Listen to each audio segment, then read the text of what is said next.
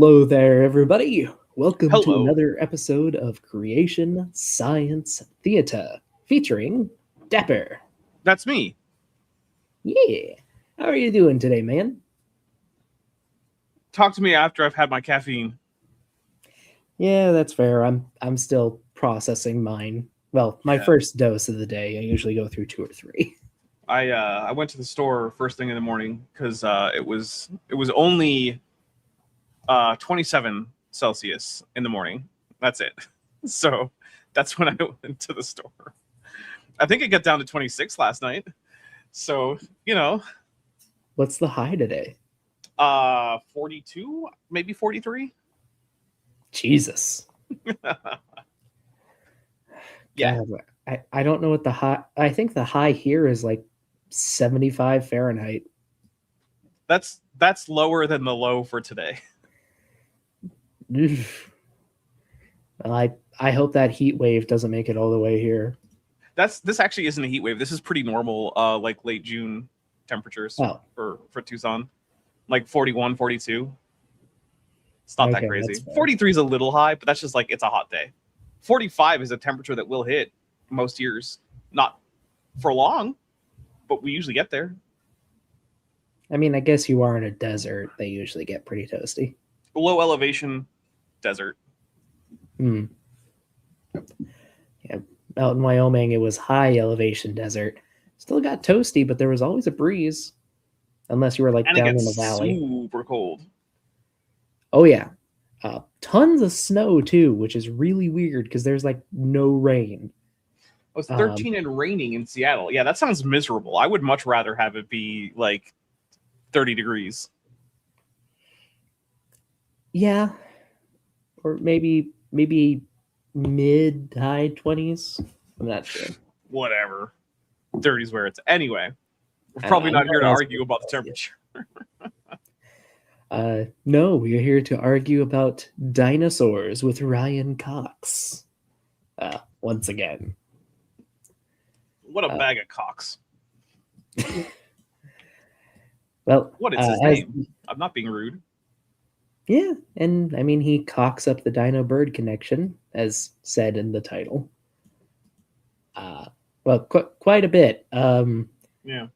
Last time we were on, we talked about the hip of dinosaurs a lot, the fossil record, fossil progression, which totally works 100%, and a few other things, along with plenty of healthy side tangents.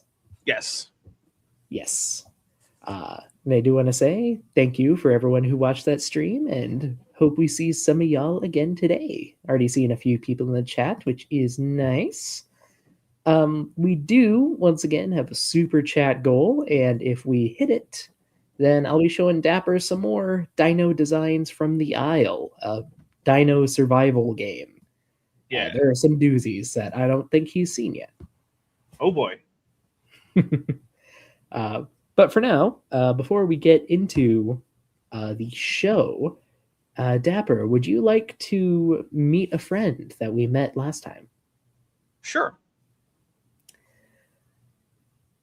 This looks familiar? Well, it looks like a Green River fish.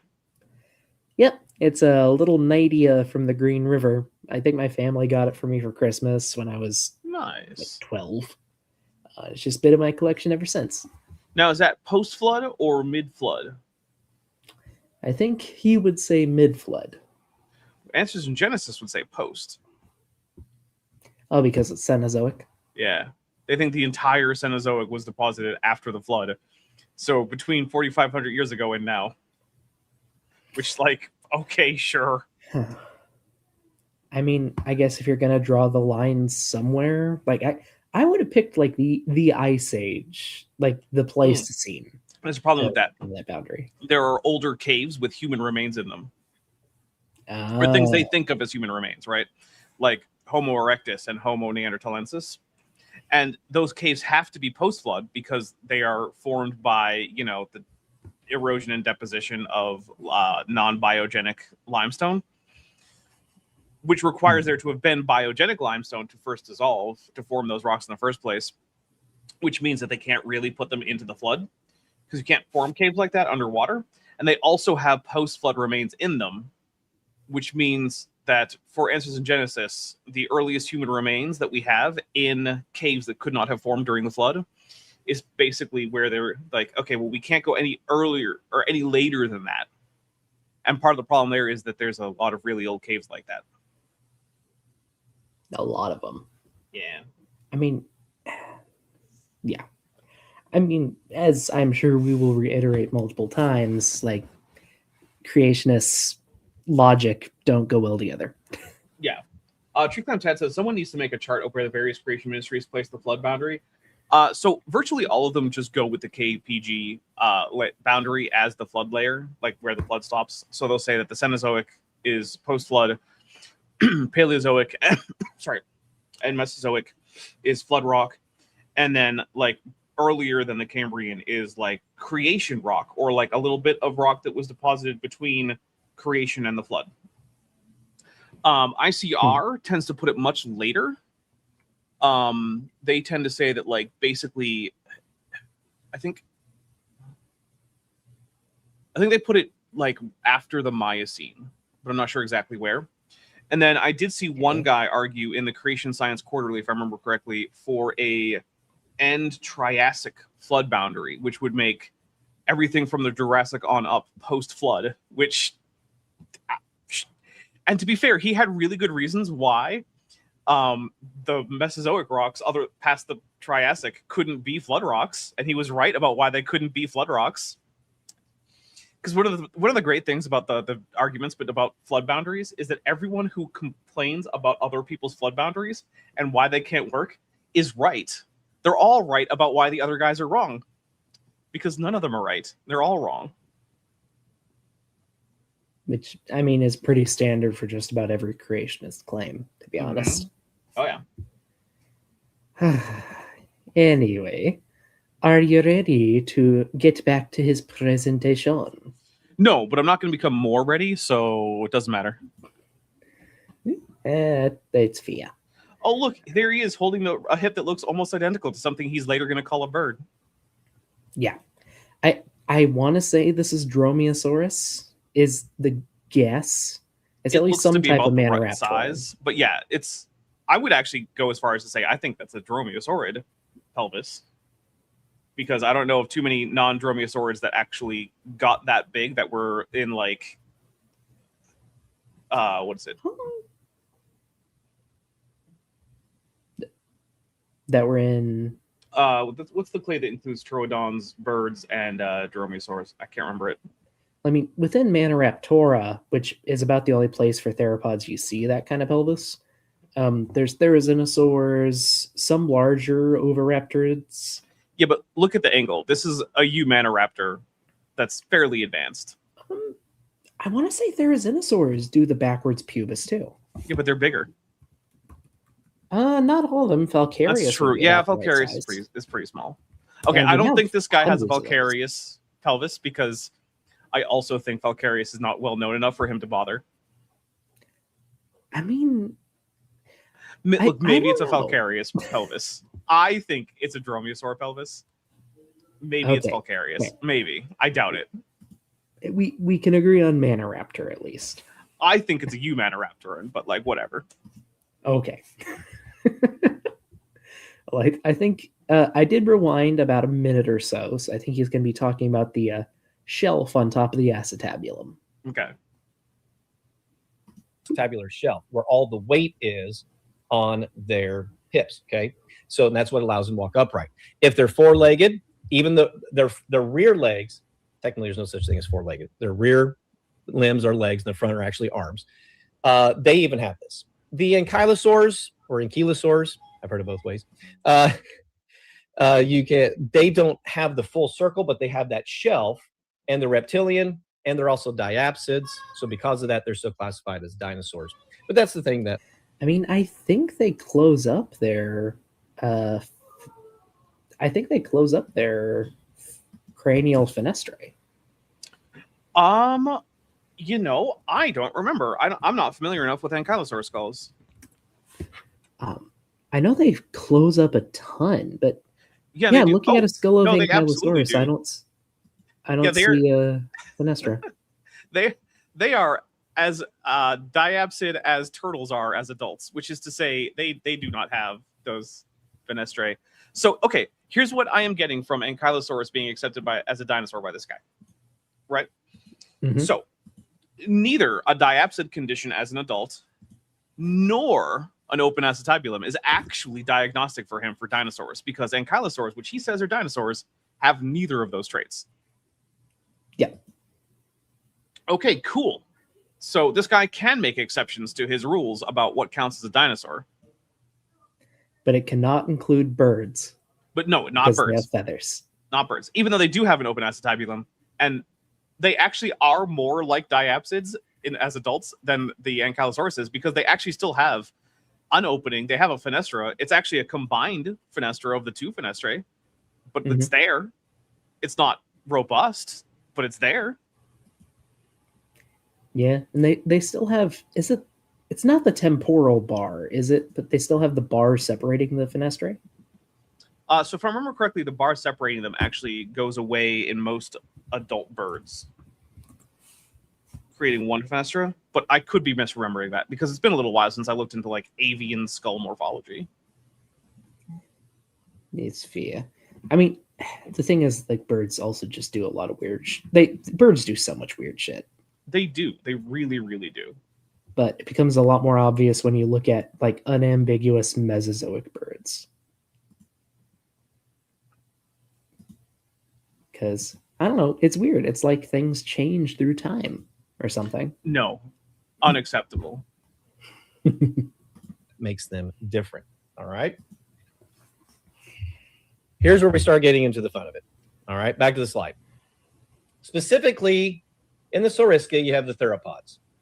Okay. Hopefully we don't get lost in the weeds here, but this is where this all starts to come together.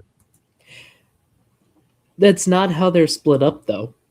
Yeah, well, yeah, no, it's not. Also, stiffened tail near the end is not unique to Silurosauria. That's kind of the whole point of Tetanurae, which is a much larger group. It's advanced, like the stiffening is more advanced as you go through into more and more derived Silurosaurs, right? Like, so there's something to that. But femoral head angled slightly. What does he mean by that? That's just dinosaurs are all have very angled femoral heads. I think he gets more into that in a little bit. Okay. But yeah, for those who don't know, if you I'm trying to find a good picture. That'll work. Screenshot from Wikipedia. Why not? Yeah. What is this? A standing for truth book? Also, Tree Clam Tat for $5 says things changing through time sounds like communism. It does sound like communism. Yeah. Here, I'm just gonna show Wikipedia because it's easier. Well, okay, it was easier. Okay. Oh my goodness. So within we're going and just making the strong conclusion Herrerasaurus is a theropod, huh? I mean, if it's not a theropod, it's so close to the group. Triassic crap is weird. Okay. So Aoraptor, yeah, I think this is a little outdated, but it'll work for illustrative purposes. Once you get to actual, like, confirmed theropods, there are a lot of nested groups because that's how phylogeny works. So in the biggest, most inclusive group, you have basically the neotheropods. They are bipedal, lightly built. They eat meat. Very simplifying, but that's what characterizes them. Then eventually get into the Avarostra, which have a much more nose. Yes, they have much more pneumatized skeletons. They have a lot more air in their skeletons as a whole, and that includes Ceratosauria. So Dapper here. Yay! I think this is kind of an old picture from before you started dressing nice. That's not me. That's my uncle. inside of the Avarostra, then, taking out ceratosaurs, you have the Tetanurae. Tetanurae are theropods that have the pneumatized bones and stiffened tails. They have ligaments in their tails that are ossified, meaning they've been partially or wholly infiltrated with bone to make the tail stiffer, especially towards the tip. And that includes things within Megalosauroidea, which a lot of people are including Spinosaurs in that group. I can tell. Yeah. So the Megalosaurs, Spinosaurs, stuff like that. You have Avatheropoda, which even more pneumatized skeletons, among other changes. That's where you get Allosauroids, which Allosauroidea is colloquially still sometimes called Carnosauria. Mm-hmm. But that's specifically Allosauroids. Right. It doesn't include Megalosauroids or Ceratosaurians. I mean, when these words Silurosauria and Carnosauria were originally devised, it literally was just, we put the big ones in Carnosauria and we put the little ones in Silurosauria. And Tyrannosaurus was originally called a Carnosaur because it was so big. It wasn't until much later that we realized like how the actual phylogeny is going to shake out, and it's not just as like dead simple as big versus small. Mm-hmm. And so it seems like Ryan here is just going with a version of dinosaur taxonomy from like the 1890s or something, and I don't know why he would do that. I mean, in keeping with the rest of his presentation, I'd probably put it in the 60s. Like, a lot of his stuff seems to be from the 60s, just before the dinosaur revolution started. All right. Oh, before the dinosaur revolution. Oh, right, because they hate the dinosaur revolution. Because Deinonychus. Yeah, because it's too swift and bird-like and fleet-footed, and they don't want that. They want every dinosaur to just be a lumbering lizard, like you would go see at Crystal Palace. Exactly. I think if it were up to Ryan Cox, Crystal Palace would still be the height of paleontology. Honestly, it might be. Although, I gotta say, the Crystal Palace reconstructions are their own whole vibe, and I absolutely adore them. Mm-hmm. But they are in no way accurate. I mean, they're outdated, but as an aesthetic... Oh, yeah. Like, you know what? Speaking of... Crystal Palace friend here in the background. Excellent. Yeah, Crystal Palace Iguanodon as a dog toy. You know what? I should write up as like D&D monsters some like outdated paleontology reconstructions, so we can have like the Crystal Palace Iguanodon, and we can have like the Pterodactylus as a weird bat.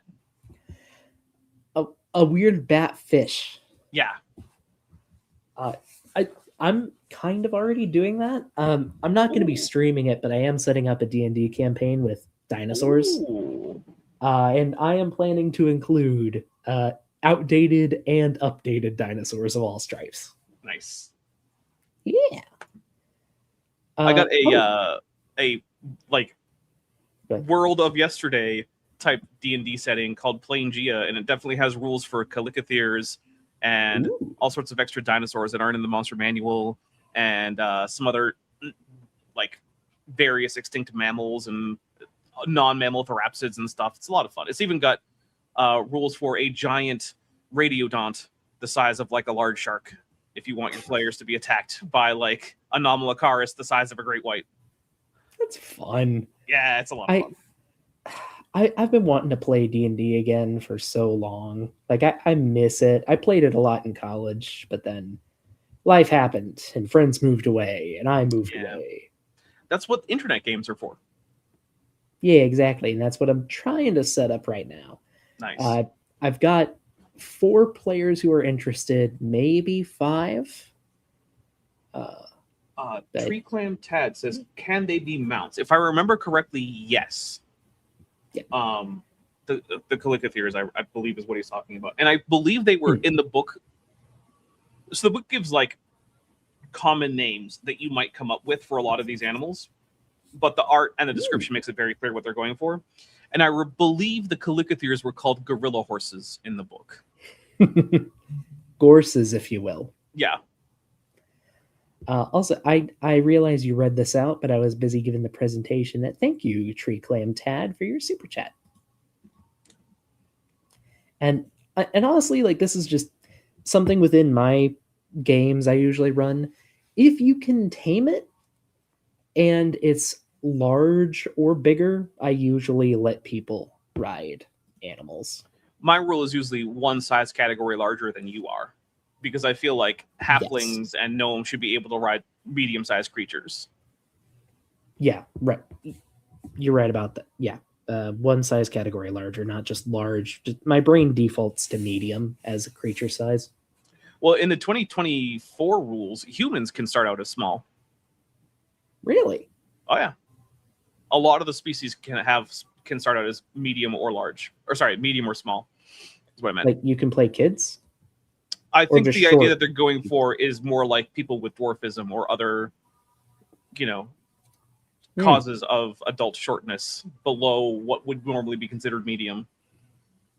Okay. Yeah. It's actually kind of cool. If you want to play, like Peter Dinklage as a D&D character, you totally can. He counts as small.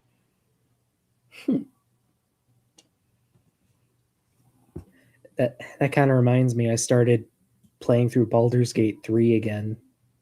Oh. Now I want to play Baldur's Gate 3, but I'm streaming. After the stream. You got to get through the stream first. Maybe. Where are we going? Oh, wait. Forgot to play. Well, I want to read through the bullet points quick, because there's a lot of stuff in here. Oh, okay.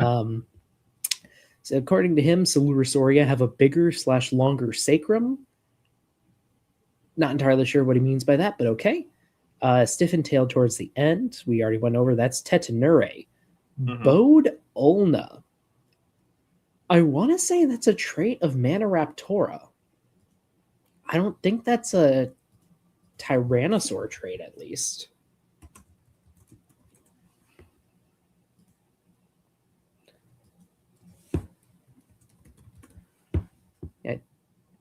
Yeah, T-Rex doesn't have a bowed ulna.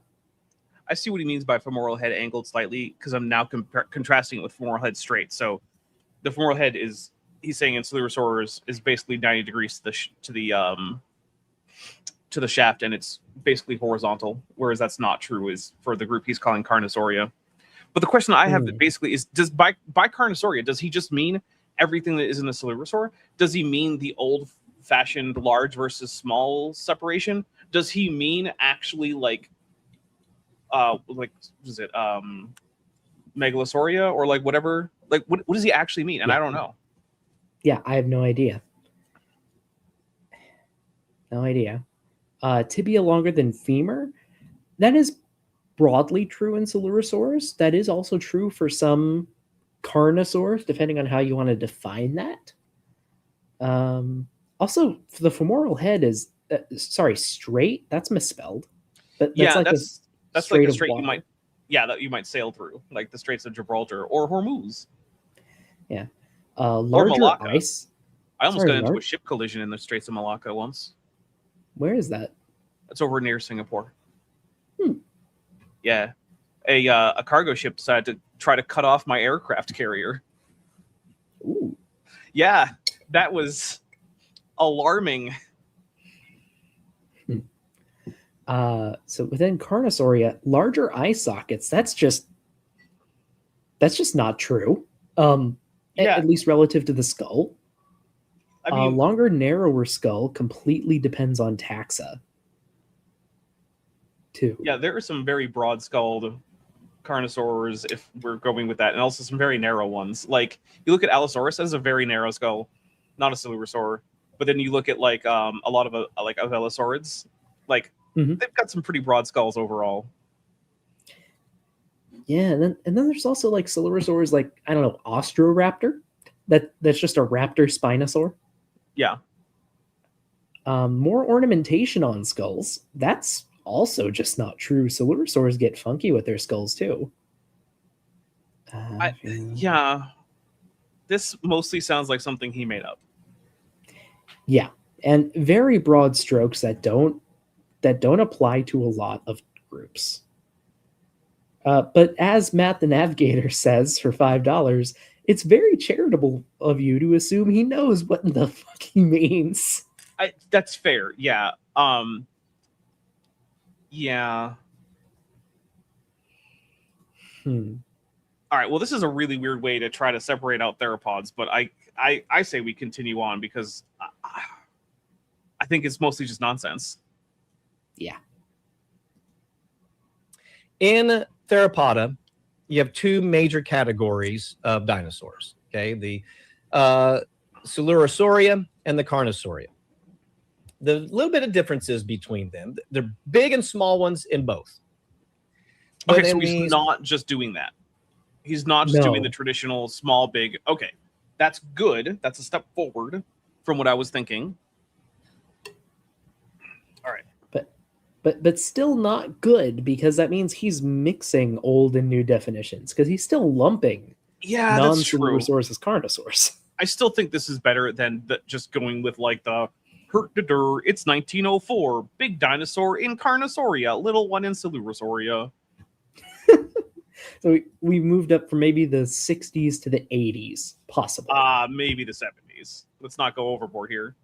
Coelurosauria, they have some bigger, taller hip bones in their sacrum here. That's just one of the little things about them. So sometimes they'll have a... Oh, okay. No. Like, even just sticking within like Carnosauria, like allosauroids. Allosauroids have a tendency to produce like a pseudo sail or just a straight up sail on their back that goes over the sacrum. It sounds irritating. I gotcha. I was sticking within allosauroids, but you're right. Look, man, it was right there with the whole spines and sails and stuff. I had to. Yeah, you're right. But seriously though, we have Concavenator, which obviously has the weird triangle on its butt. Then there's like Acrocanthosaurus, which just has literally the high-spined lizard. Most Carcharodontosaurs, which are derived allosauroids, have really tall neural spines. That's like a feature they share. They have big, tall backs. Remember that time that Carl Baugh destroyed what might have been the largest Acrocanthosaurus find ever?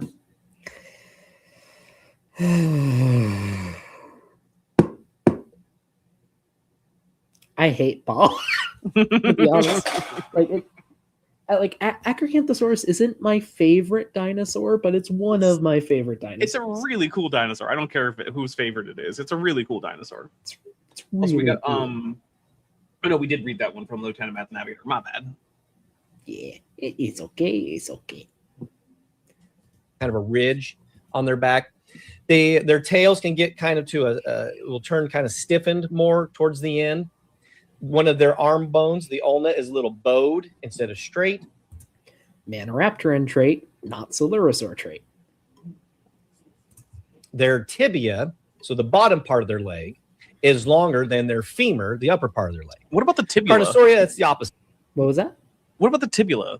Previously on Standing for Truth's channel, I had heard something about a bone called the tibula from one of his guests, and I'm just wondering what the Coelurosaurian tibula is like. I know that's just a creationist mucking up words, but there are some theropods that fuse. That I think some hadrosaurs do it too, but they fuse their tibia and their fibula. Yeah, but this was in the context of hominins. Oh, and it was a repeated statement about the tibula, which at no point was ever corrected by either Raw Matt or Donnie. And I just want to point out how little Raw Matt and Donnie know about anatomy, in that they let Nephilim Free go on about the tibula for several minutes. And then also, in a different stream, Raw Matt was allowed to go on about how apes have 2 bones in their lower arm, giving them extra flexibility, whereas humans only have 1. And that's the level of intellect and anatomical knowledge that we're working with on the Standing for Truth channel. You know, I need to find it, but I might send you a link later of a stream that one of Donnie's guests did, arguing that because some dinosaur bones aren't fully permineralized, they must be fresh. Oh, is that Ian Juby who said that? Not Ian Juby. It was this reporter guy. I don't remember his name.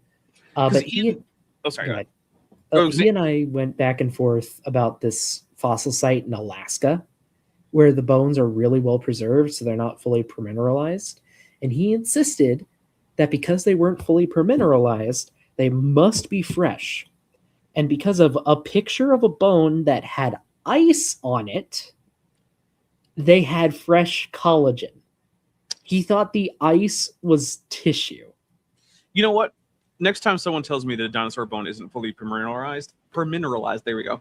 I'm just going to say, I think hydroxyapatite is a mineral, and just walk away.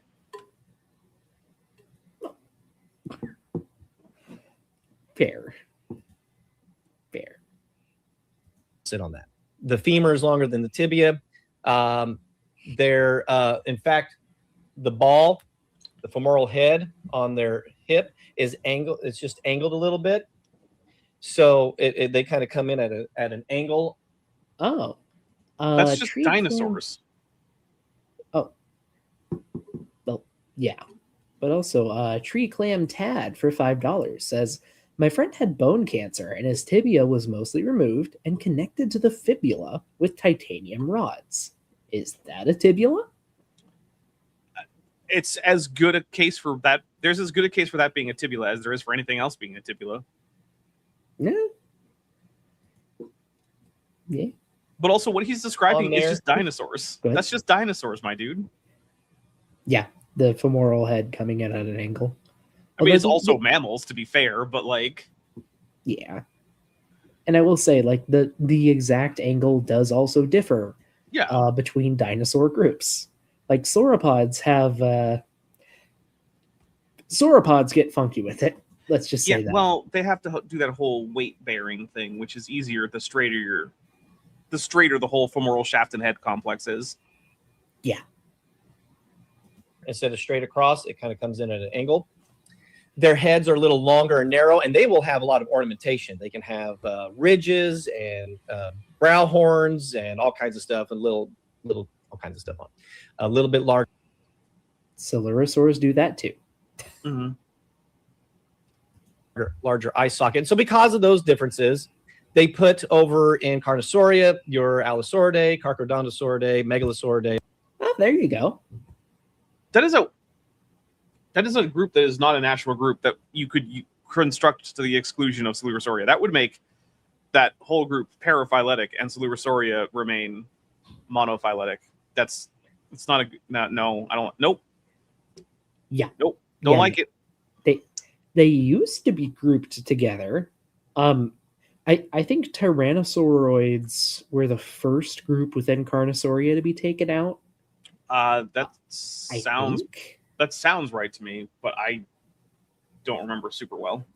But that still puts this like at least 20 years out of date, because that separation happened more than 20 years ago. All those. And over in the Coelurosauria, the compsonate, remember the little compies, okay? The Tyrannosaurs, the Megaraptorans. Megaraptorans, they're kind of an interesting one. Not a whole lot of those have been found. They're a pretty good sized creature. They found some fossil material, not exactly sure how to classify them, because while they look like other theropods, their arms are much bigger and stronger. And because of that, they have an amazing design feature where many of their vertebrae and their ribs and part of their hip is described as heavily pneumatized. It's kind of been hollowed out to offset that weight. That's one of the reasons these Coelurosaurs as a group. And also, I want to point out, he has Penaraptora and Paraves as Coelurosaurian theropods, which, my guy, Paraves includes a whole bunch of things that you would think of as just being birds. Mm-hmm.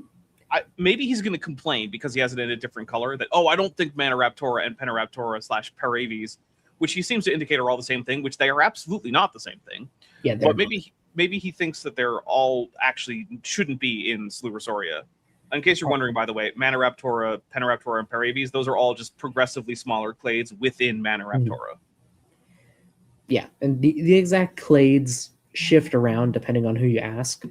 But Maniraptora is your raptors, oviraptors, and therizinosaurs. Peniraptora throws out therizinosaurs, Paraves. Depending on who you talk to, throws out oviraptorosaurs.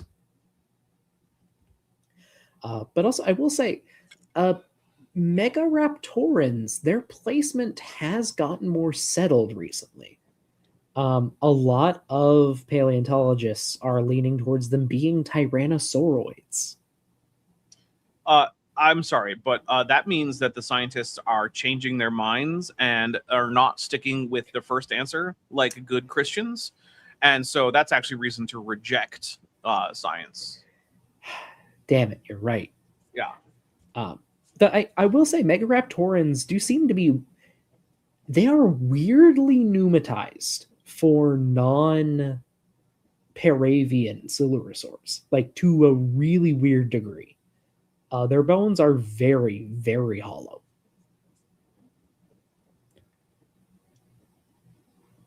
Also, I think people are referencing Warhammer now in the chat. Good. Let's have smaller arms is because their weight has to be balanced by their tail. As you can see on the Dromaeosaurus back here, for dinosaurs, the center, you measure dinosaurs at the hips. So if you want to know how tall it is, you measure at the hips. And that's their center of gravity is right there at the hips. The tail balances with the front of it. The center of mass should be ahead of the hips, right? Bipedal dinosaurs characteristically have their center of mass right around the knee in a resting position, which is true of birds. The reason that birds walk the way they do is because, like other theropods, they balance at the knee, but because they're so front heavy, they have to bring their knee forward, which means that their femur has to swing up in order to bring the knee forward, which is why their femora at rest tend to be almost parallel with the ground. But as has been seen in multiple experiments and with multiple things, if you put a weight at the back of a bird, it straightens out the femur because just like other dinosaurs, they balance at the knee. Yep. Should I play the video of the chicken, or should we just continue? I can find it in like 30 seconds. I mean, I am never going to say no to should we watch the chicken butt plunger walking experiments because it's a chicken with a plunger on its butt. There we go. Control. Femur has almost no motion and is almost parallel to the ground. And now the femur has extensive motion and is held much more vertically. Oh my God. It's almost like theropods balance at the knee and pretty much always have and still do today. What do you know? I love... Have I shared the paper that goes with that experiment with you? I don't think you have, but I've seen it. Yeah, they wrote a whole ass paper about the chicken plunger experiment because it works. I would hope so. Yeah, of course they would. I would too. You kidding me? If I put plungers on the butts of chickens for science, I would sure as hell write that up as a paper. And sorry, I'm gonna nerd out for like an hour if we go over that, but I love it so much. It's so cool. Yeah. And so the bigger the arms, well, the bigger the tail you would need to offset that weight. Well, on these that depends on posture. See if there is dinosaurs. You can also do things like put the spine oriented more vertically, like you said with therizinosaurs, or you can swing the knee forward by pulling up the femur, which you see in more advanced Eumaniraptorans, including birds. I mean, you can also, like, you can posture your head differently. You can pull your head back. You can pull your arms back while at rest, or your guts can move back. Like if you move your pubis so your guts can slide back farther, shifting your center of mass. Like, there's a lot of things you can do. Now, if I remember correctly, holding the head farther back, keeping the arms fairly far back when it rests, and shifting the pubis backwards so that it shifts the center of mass back a little bit, those all seem like things that birds do. How strange. Weird. Huh.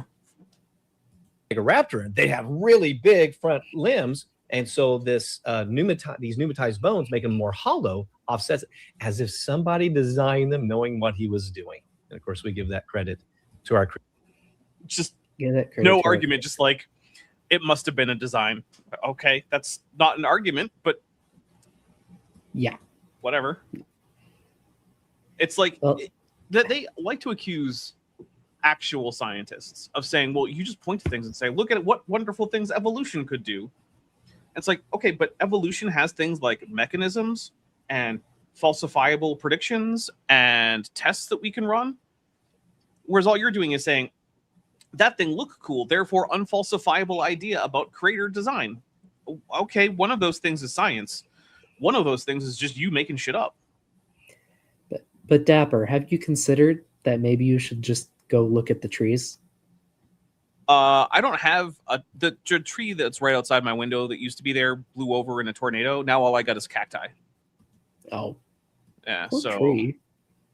Yeah, it was a big old mesquite tree, and it was already tied down to prevent it from falling over, and the ties did not withstand the force of the tornado. So, yeah, a neighbor guy came with a chainsaw and helped us section out that, and we slowly threw it out over the course of like a year. If I ever get a house, I know that I definitely want to plant fruit trees. Until then, I have a nice pepper garden actually right now.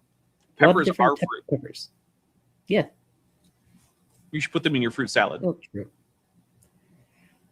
I mean, probably could. Like, some of them are sweet and some of them are spicy. Some are sweet and spicy. So they could work actually. Like a chili pepper, tomato, onion, cucumber fruit salad sounds really good to me. Onions aren't a fruit, but I put them in there anyway. And if you tell me not to, I'll tell you to shut up. I mean, honestly, it sounds like an interesting design. As is, well, the subject of this super chat by Matt the Navigator. Thank you. I really want his argument on how well Codalorhynchus is designed. Aw, that poor little guy. Oh, I gotta I gotta show him for the chat for people who don't know. You should all know. If you don't know, you should. They should, but behold the pinnacle of God's creation. Oh yeah. Amazing. Stunning.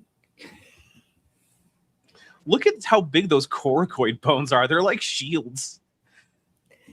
Yeah, I mean, just they gotta haul that body around. Yeah, and I don't think Codalorhynchus is an archosaur. So no, it says synapsid. You could use those clavicles as clubs. You just beat people with them. Probably work pretty well. Oh man, Permian, what are you doing? Whatever it wants, man. As long as it's with synapsids, whatever it wants. As Didactic Dreams put it, the one and only, truly made in the image of God. It would be pretty great if you die, you get to the pearly gates, St. Peter lets you in, and then there's just a Codalorhynchus munching on some leaves up on the throne of God. And a Tree Clam Tad is right. That's just a Goomba from the Super Mario movie. The original, the Super Mario movie. I'm familiar. The best one. Creator God. But then there is this interesting category that keeps getting renamed and reshuffled and more things added into it all the time. And you may see it under the category of Maniraptora, Pinoraptora or Paraves, which are not the same and thing within again. this, Yeah, there are levels within a group. Yeah. And the reason why they shuffle around is because we have a cluster of animals that are obviously so damn closely related to each other. We can't decide which is most closely related among them. Mm-hmm. We have it's a similar problem that we have with hominins, right? Where we just have so many damn taxa that it's hard to make hard lines between them because they form a continuum. You know, the kind of thing you might expect if evolution were true. Mm-hmm. You have things that are getting moved in and moved out, shuffled in, shuffled out. They keep it. And by the way, if you're wondering where the Spinosaurs are, they're not sure where to put them because they have other different features, but that's a whole other issue. Within Tetanurae, probably megalosauroids. But that's still not sure. Not sure, but it is leaning more and more towards that. Yeah. In the Maniraptora, you have the Dromaeosauridae. That's your standard traditional raptors. The Troodontidae, Oviraptorsaurus, Therizinosauridae, and Aves, birds. Nope. Aves and aviale are not the same thing, buddy. There's a lot of animals that are in aviale that are not in aves. Mm-hmm. And some studies are putting Unenlogines within aviale rather than Dromaeosauridae. I could see it. Meaning like Austroraptor might actually be a weird bird rather than a dromaeosaur. Look, man, the kiwi is already a weird bird, so why not? If that thing can just be a bird, then it's fine. You know, looking at them, I can see some similarities. Hey, kiwis those... are paleonates. True. The most basally branching of modern birds. True. Each of those categories, so many different named species have been put in, reshuffled, moved here, put here, that half the time it is very, very difficult without having the actual fossil material, and what little fossil material there is on many of these, to be able to discern, okay, what are we looking at? Okay, we actually have quite a bit from each of those groups. We have bits and pieces of specific taxa, but we have a lot of dromaeosaurids, troodontids, oviraptorosaurs, therizinosaurs, and avialans. That sounds like fake news. What we have is the university or Department of Paleontology at a Natural History Museum that has it, and they're describing it, and we get that in the paper. What are these bones? What do they belong to? What can we really tell? Or is it the worldview coming through here? So when each of these, many of these, you will find mixtures of what are actually dinosaurs and what are actually birds, but they're all categorized and classified in here. And with what fossil material there is, it can be very difficult sometimes to tell the difference. Okay. Dude, how do you not realize that is a point in favor of dinosaurs being, or birds being dinosaurs? How do you not realize that the fact that it's hard to draw the line means it's more likely than not that birds are dinosaurs? Because, like he accuses us of doing, he has a specific worldview that does not allow him to understand that. I mean, I know that you're right, but it's just so dumb, and I hate it so much. And also, like, I just want to say this, paleontologists travel to examine fossils all the time. Like, just because a fossil is in a specific collection doesn't mean people can't access it. Usually those things are basically open access as long as you, like, ask nicely. Actually, I told some dinosaur deniers at one point, and they were like, why can't I go see the fossils? I'm like, you can. Like, but they're not on display. They're supposed to be in back rooms. I'm like, have you ever thought of asking to see the back room? Like, you might have to do so a few days in advance and like be escorted, but like you can do it. I've been in the back room of museums with fossils. I've looked at fossils in the back room before that weren't on display. Yep. Not that long ago, it was a few years ago, but like I was looking through a bunch of recently excavated, mostly turtle and camel fossils from, you know, like fossil sites that are roughly Ice Age around the Phoenix and Tucson area. You know why? Because I asked, and they're like, yeah, sure. And it turns out the back room was actually across the street, but like, whatever. I went and looked. They were right there. They weren't on display. They were on tables arranged so that preparators could go look at them more carefully. You could just do it. Yep.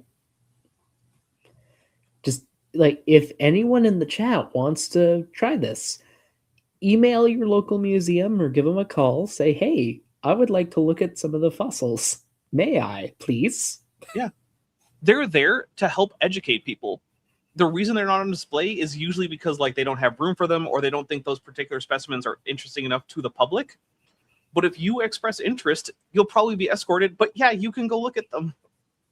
And if they're radioactive, you might have a limited stay time because some of them are radioactive. Yeah. And the entire time you're there, whoever's escorting you is probably going to nerd out like crazy with you the entire time. Do you know how much people love it when you talk to them about their crazy special interest that has now become their job? We will not shut up. We will not. Though, as Tree Clam Tad explains, I don't think you're considering the specific argument from the paper Nuh-uh by Deals 2021 from the journal YouTube. You know, I do frequently forget that paper. It's true.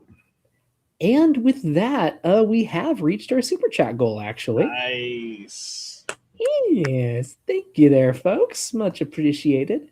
That does mean that at the 2-hour mark, we are going to swap, about the 2-hour mark, we're going to swap over to the aisle so Dapper can see some more interesting dino designs.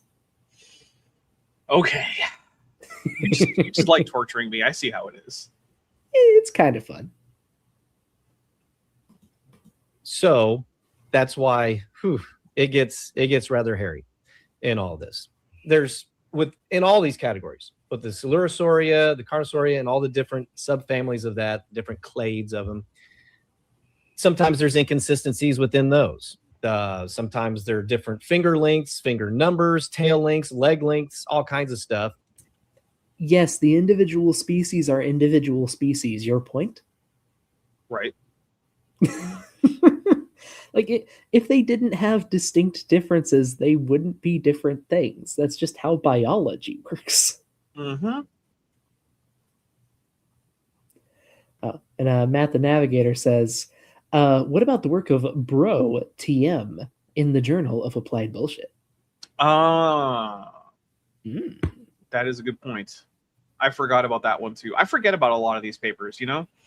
I don't know why.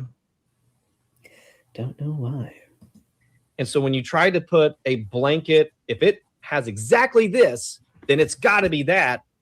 Well, our understanding of dinosaurs has changed so much and so many times, and continues to be changed all the time over the last 200 years of discoveries, that a lot of the conclusions or declarations of this is what it is, this is how it may be changed next year.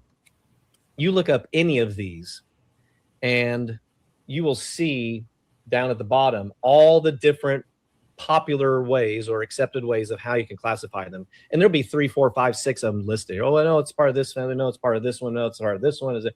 Because I don't think the families are shifting. Pretty sure the families are pretty well established. Like, sure, maybe someday we're going to be like, oh, we thought this was a dromaeosaur and it turns out to have been a large pterodontid. Like, okay, yeah, sure, whatever.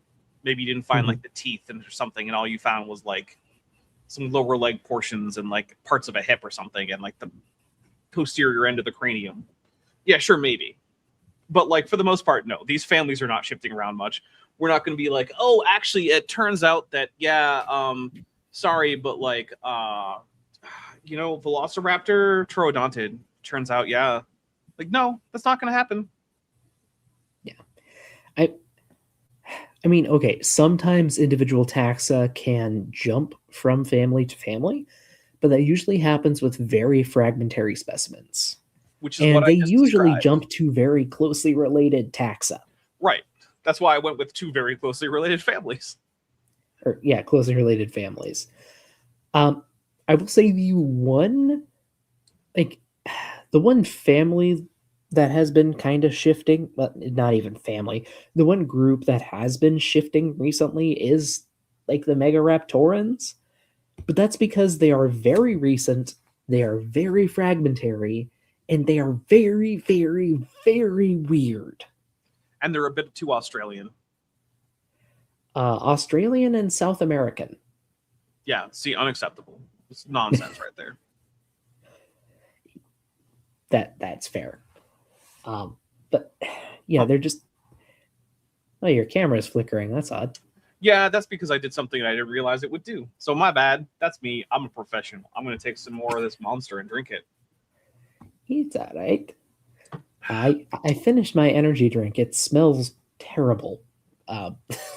Get a better energy drink. I might later. We'll see. We'll see if I need another one. I might need another one.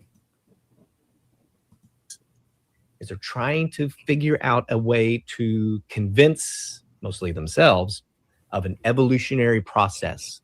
No. And then, well, that didn't fit. No. Everyone is already convinced because the evidence has already been overwhelming. What we're trying to do is figure out the actual relationships within the evolutionary process that has already been established as a firm foundation of biology.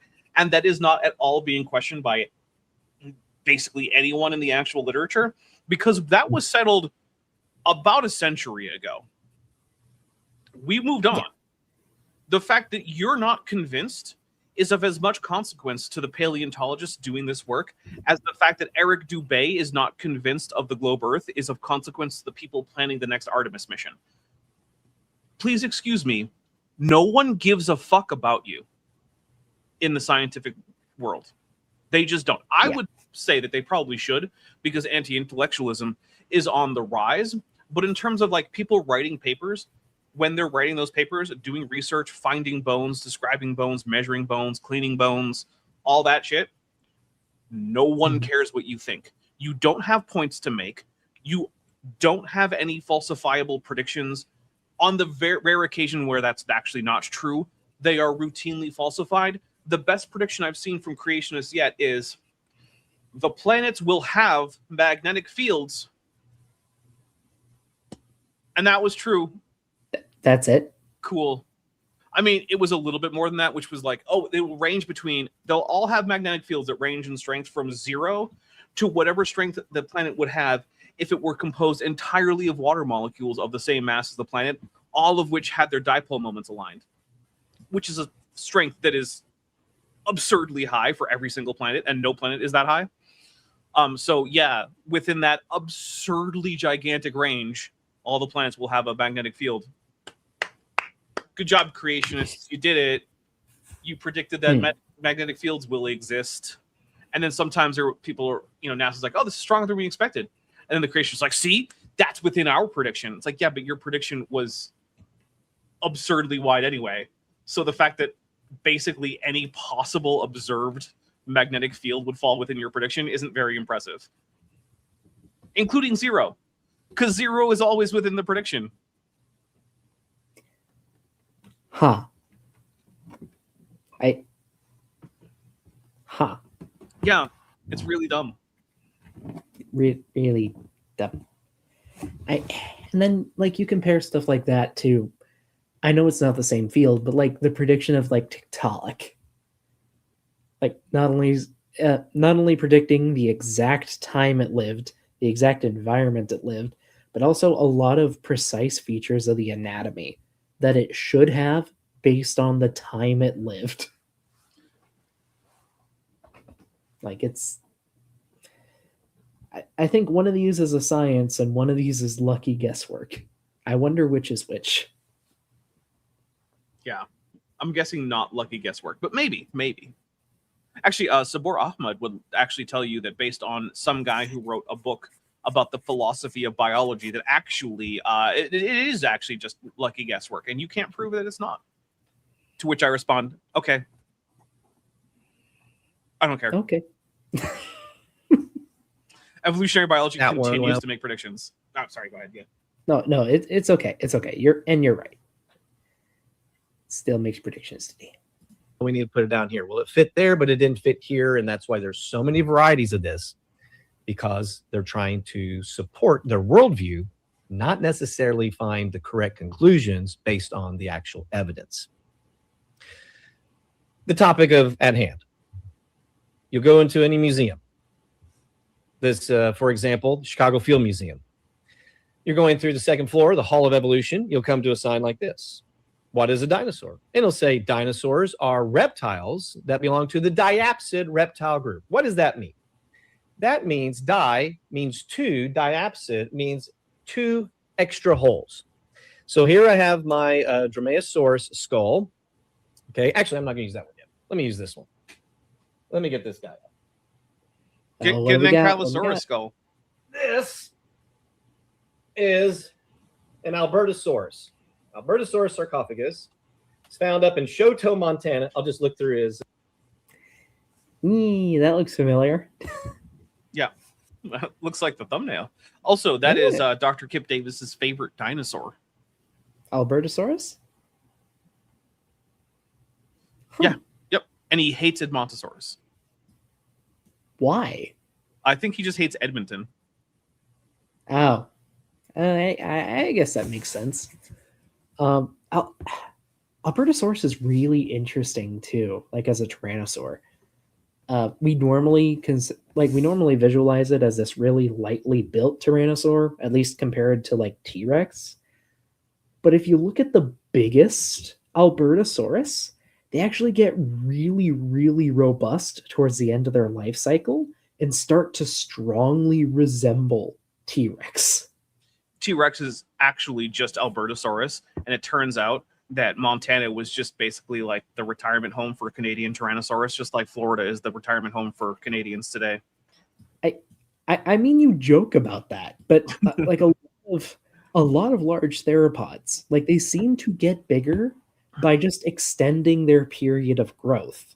So they just do what their ancestors did for longer to get bigger. So like Albertosaurus grew, and then towards the end of its life, once it started growing a lot slower, it got bigger, like it got heavier. T-Rex just kept going past that point.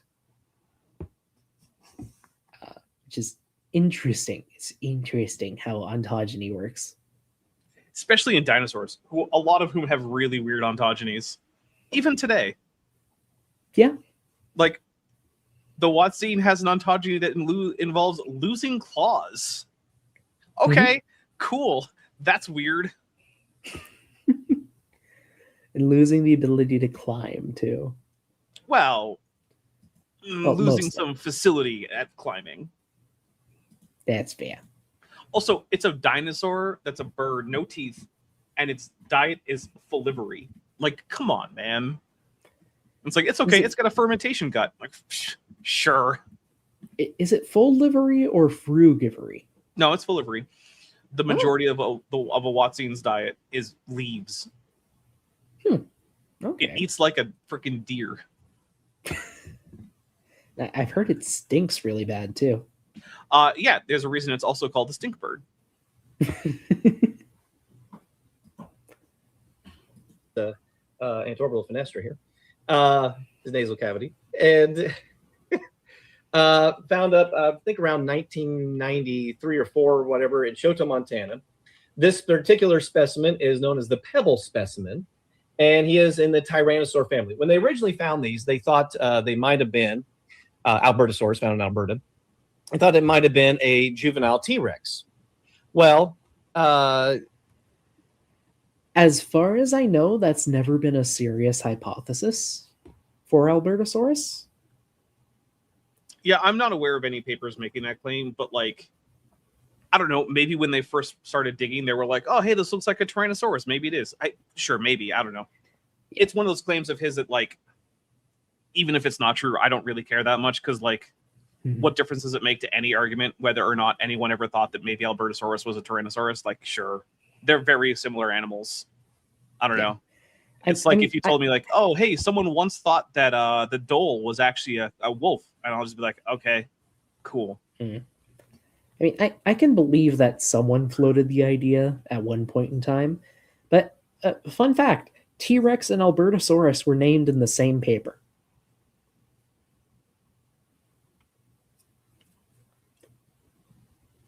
Along with a sadly invalid tyrannosaur called Dynamosaurus. Yeah. I think it was Dynamosaurus imperiosus. No, it was Dynamo Terror, I believe, wasn't it? No, Dynamo Terror is a new tyrannosaur that's valid. Oh, okay, Dinosaurs. Yeah, okay. Then yeah. And then they created an entire new rule about taxonomy just for Tyrannosaurus, so we wouldn't have to start calling it Dynamosaurus. Not quite. So it's almost right. So back in the 1800s, Edward Cope found giant vertebrae out in the West that he named Manospondylus gigas. Literally giant holy vertebrae. I always mix up which particular junior synonym is the one that T-Rex got a special exemption for, or senior synonym in this case. Yeah, it was Manospondylus. I think we should pick a new taxon. Or sorry, Masospondylus, not Manospondylus. Mandospondylus is a prosauropod. We should pick a new taxon, like maybe Basilosaurus, that's poorly named, right? And then just get everyone to start using a new name for just enough years that suddenly that becomes the new name. There was another name proposed for it after we discovered it was a whale, but it never stuck. Anyway, it was named Masospondylus gigas, basically giant holy vertebrae. Later on, T-Rex was named by Henry Fairfield Osborn. In that paper, Osborn named T-Rex, Albertosaurus, and Dynamosaurus. Dynamosaurus was just T-Rex material that had Ankylosaurus osteoderms mixed in. Fun. That actually sounds like it would be a really cool animal if it were real. Yeah, it would be. Like a T-Rex with armor, that's pretty neat. Later on,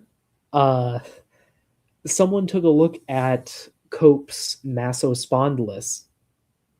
I think it's whatever. Took a look at Cope's thing, realized they were just T-Rex vertebrae.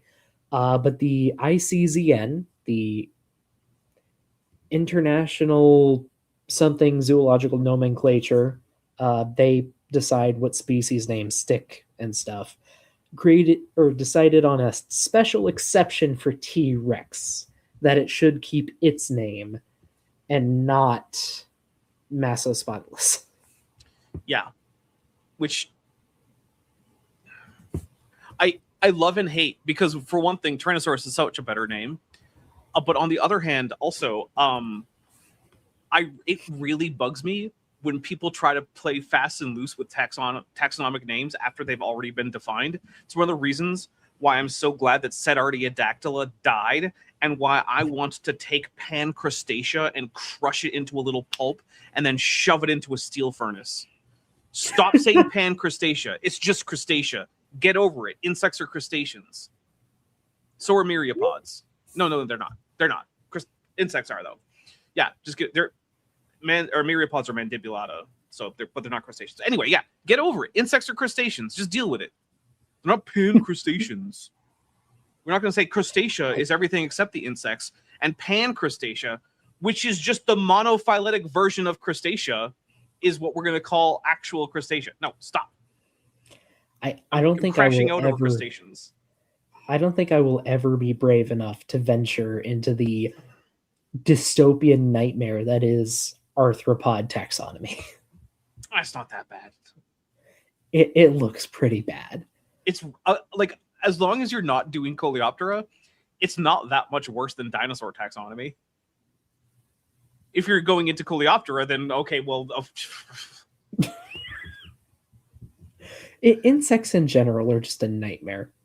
Also, I do want to correct myself. Masospondylus is the is the early sauropodomorph from South Africa. Manospondylus is what Cope named T-Rex vertebrae. I just want to have that correct for the record. I had to double check myself. Manospondylus? Manospondylus. Gigas. Not a great name. All right, let's see what Ryan has for us. Or I'm going to crash out more about crustaceans. Well, first, we have another super chat from Matt the Navigator. Thank you. Henry Fairfield Osborne. Good at naming shit. Really bad at human decency. That's actually not an uncommon trait when it comes to paleontology. Some paleontologists. I was going to say, you're forgetting about Jack Horner and his Epstein alumnus status. Yeah. Mm-hmm. And yeah. Listen, paleontologists in general, I will say most of them are really kind, sweet, lovely people. But they're either that or people you don't want to be within a mile of. Mm-hmm. There is very little in between that I have found. Yeah. But most of them are very good people. We've, in the last year and some change, we found out that a lot of the more public-facing science communication scientists are just piles of trash. And yeah, we just got to move on from that. I mean, I will say, as far as I'm aware, at least some like Shubin and Bacher are still like good people. Yeah, and those are the most important ones to me personally. Those were my role models. Go buy Your Inner Fish by Neil Shubin. It's an excellent book. It's a little bit outdated at this point, but not so outdated that you won't learn a whole lot that is very accurate. And even the stuff that is a bit outdated, it won't matter that much. I think he has a newer updated book, but I could be wrong. Oh. Well, I might have to look into that because I loved Your Inner Fish. I am also obligated to shout out a friend of mine who got an interview about Tiktaalik with one of the original discoverers. His name is Dryptosaurus. I've collaborated with him before. In this video here, he got a personal interview with Ted Deschler, which is one of the original authors on Tiktaalik. So would highly recommend checking that out later, folks. Anyway. That was a good guess at first, but as they kept looking more at it, there's a few differences in some of the jaw structure, some of the proportions, the way the arms and everything else, and we think it's a difference. There's also the fact that it's like 10 million years older. Okay, but you have to understand, he does not believe that. Well, 5 to 10, I think. That's true. That's true. Also, he's like, it's a different species. It's a whole different genus, but whatever. Yeah. Species. I mean, depending on who... No, I think it is still a whole different tribe within Tyrannosauridae. Like, it's an Albertosaurine. Tyrannosaurus is a Tyrannosaurine. But I know there's been some shifting in that recently, now that Nanotyrannus is a thing. Again. Okay, that's fine. So they named it Albertosaurus. There are several different Tyrannosaurs. Well, this is the pebble specimen. Very cool. That we get to the point with the diapsid condition. Diapsid means 2 extra holes. Now, you'll notice on these theropods, a lot of empty space. A lot of hollowness, emptiness in their... he's getting to it eventually. Oh, look, it's a promaxillary fenestra. It's an antorbital fenestra. We don't care, dude. You're going to show off the mandibular fenestra too? Just get to the damn point. Skull. A lot of extra holes, okay? And those holes are called a fenestra, plurifenestrae. That's Latin for window and opening. That lightens the head while still maintaining very strong structure so they can eat and crush things. It's pretty cool. Well, they have 2 extra holes compared to other creatures, including some reptiles. This one right here, the just about every reptile is a diapsid. So that's just a reptile thing, if you want to use the old term. Every extant reptile is a diapsid. Yeah. The only things that we could reasonably call sauropsids that weren't diapsids are all long extinct. Long extinct. And, well, turtles are diapsids by ancestry, but that took us a bit to figure out. Yeah, in fact, they're like, aren't they archosauriforms? Yeah, I think there are archosaurs or morphs. They're archosaur. One of those. Diapsids. Yeah, they're closer to crocodiles and birds than they are to lizards. I think they're somewhat closely related to plesiosaurs, but I could be wrong about that. Nope, they are. They're both in Pantestudines or something like that. Yeah, which is freaky to think about. Lateral temporal fenestra, temporal for your head, lateral, going up and down. And this one up here, the supratemporal fenestra. Okay, so this one here and this one on the side. Now, because he's got them on both sides, you can see these up here. That's what it means to be diapsid. Okay, so he's got these extra holes. So the definition at the museum is a dinosaur is part of the diapsid group. Yep, that's true. That's correct. Mm-hmm. We totally accept that. Diapsid reptiles, including dinosaurs, are unique in having two openings in their skulls behind each eye socket. Yep, we got that. All right, very good. I just showed you that. I will say, just to address what's going on in the chat right now, I do agree it's kind of awkward for him to hoist around that huge skull. I don't blame him for bringing out a cool skull for his presentation. It's a cool skull. I don't blame him for bringing out a cool skull, but for showing off the two post-orbital fenestrae on a diapsid skull, it might be one of the worst options because you have to swing it around in front of your desk.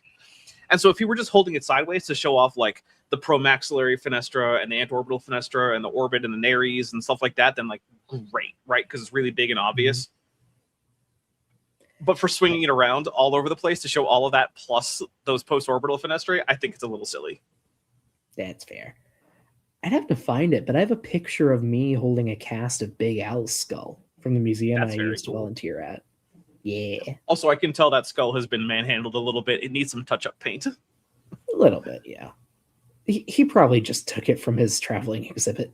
Oh, probably. And I mean, yeah, that's not a criticism. Yeah. Like, I genuinely hate the private fossil market.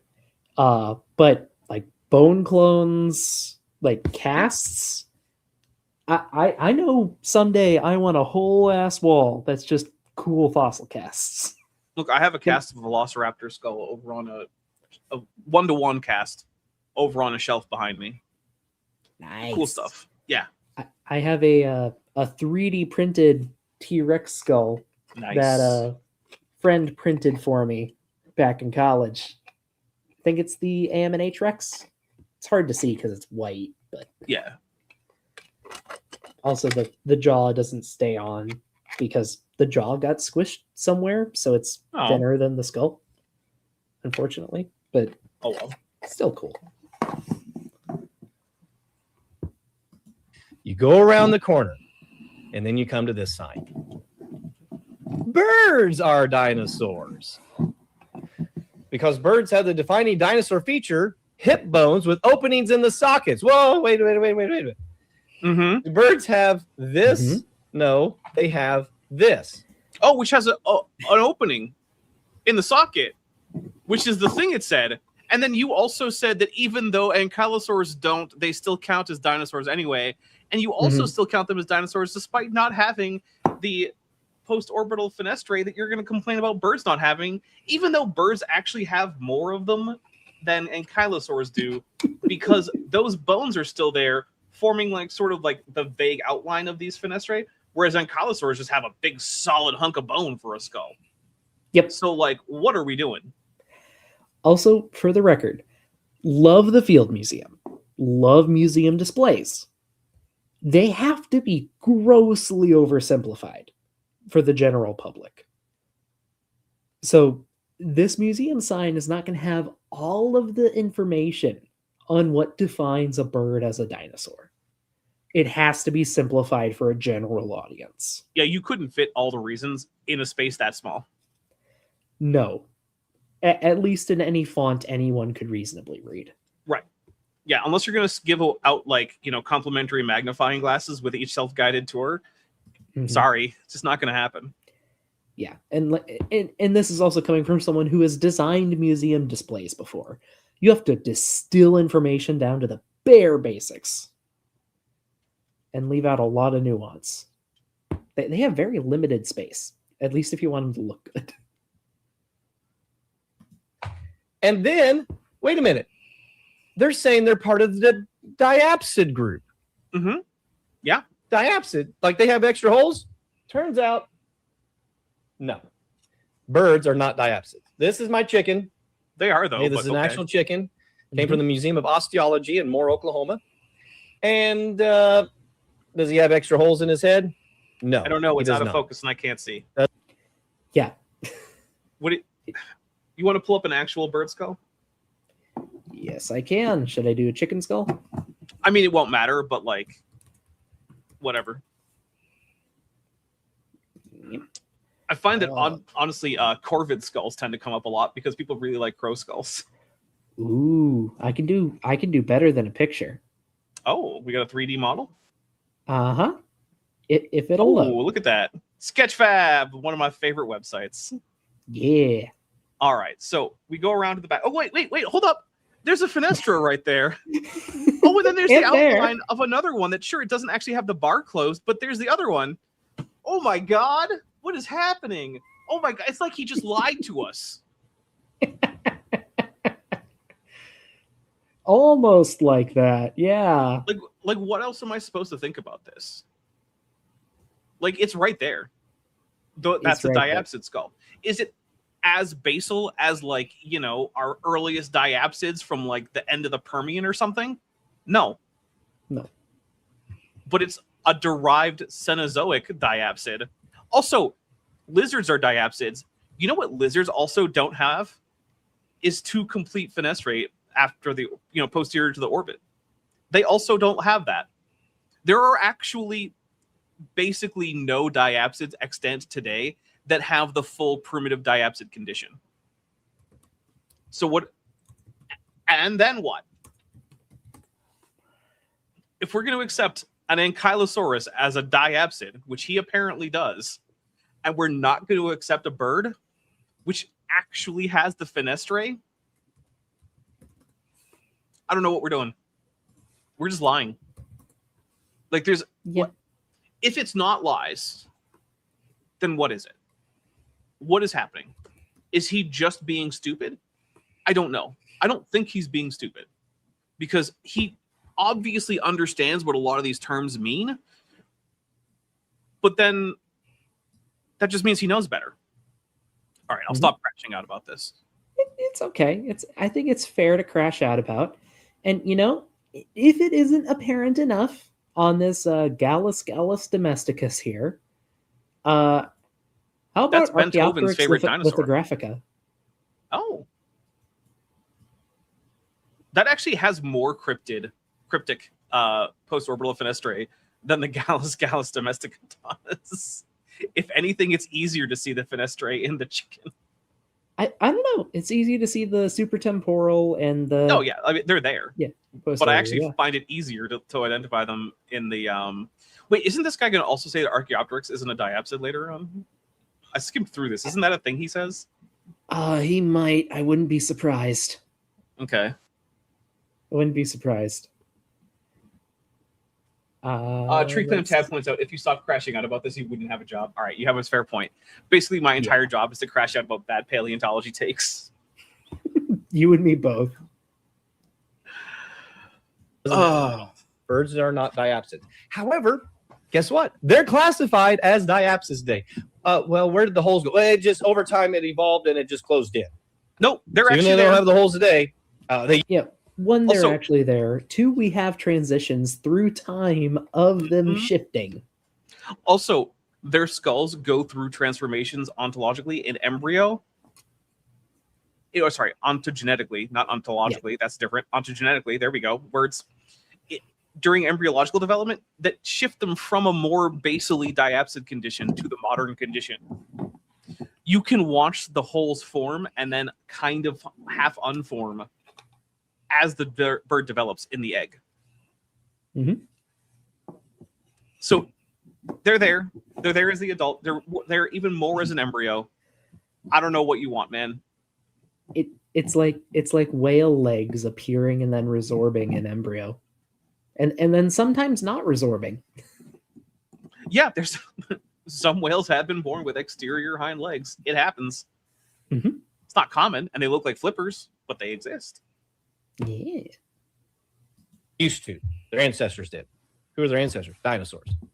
No, they're still dinosaurs. Wait a minute. Dinosaurs are reptiles. Birds are not reptiles. Yes, they are. Wait, birds. Yes, they are. Birds just are reptiles, man. Sorry. Have they Just been like whales or mammals? Reptilia since Linnaeus? Didn't Linnaeus? Linnaeus classified reptile.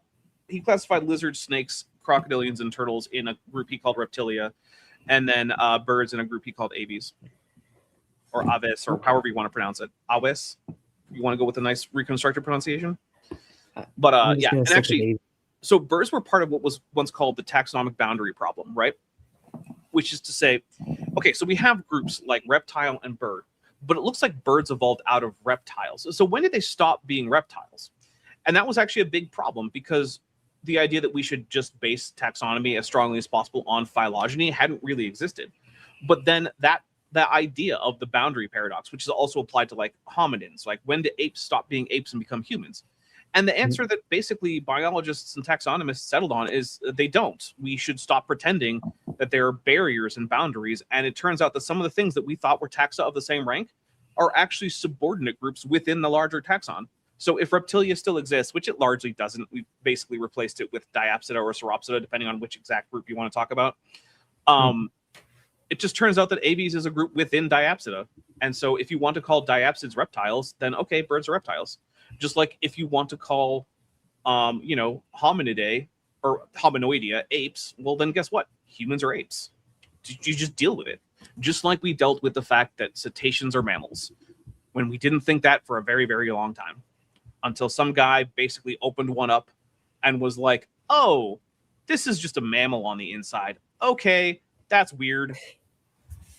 Yeah. I mean, here's the fun thing about biology. It evolves. No, that's fake. Ryan Cox told me so. Well, we do have another super chat from Matt the Navigator. Thank you again. And horses briefly start to develop all 5 digits in embryo. Yep. And most horses actually have metatarsals. Metatarsals and metacarpals for digits. What was it? 2 and 4. I think so, yeah. Yep. Also, I will be right back. Oh, now I have to entertain people all on my own? It'll only be like a minute. You'll probably won't go extinct. Well, the concern isn't going extinct. It's filling all the dead air. My goodness. See, this is why I have intermission videos.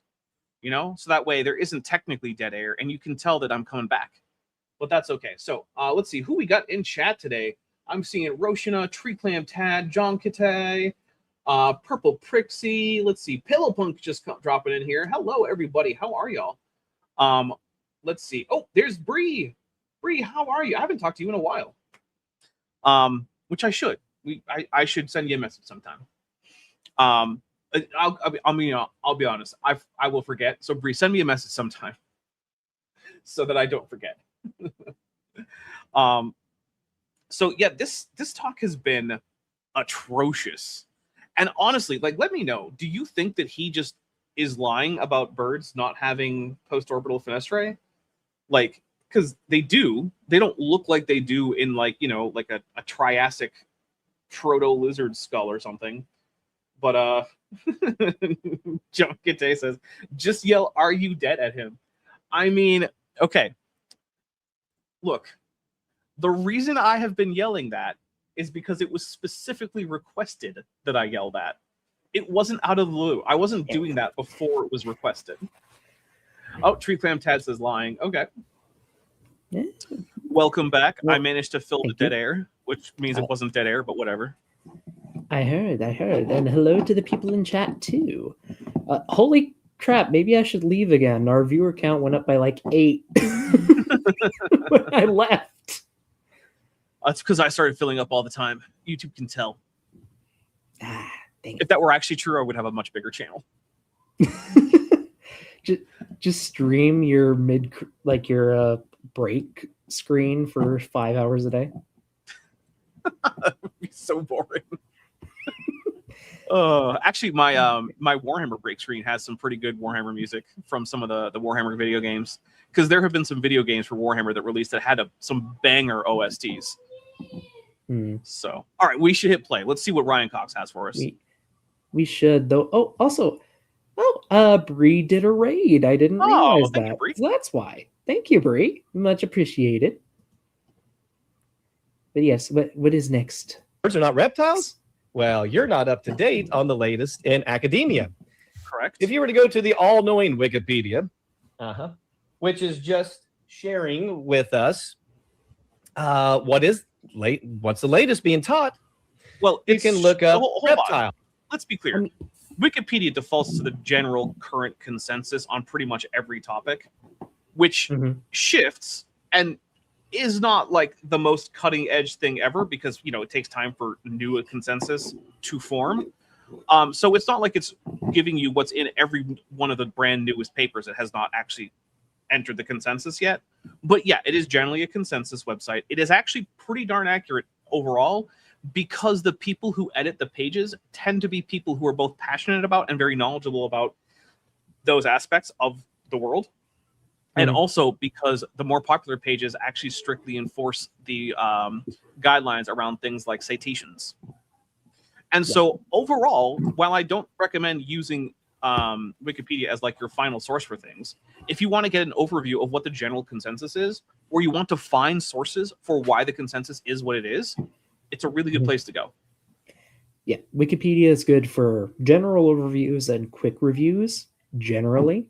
If you're like actually going to write a paper or something, like just look at the sources. Like most pages will have a dozen sources or more listed, and they're usually from the primary literature or reporting on the primary literature.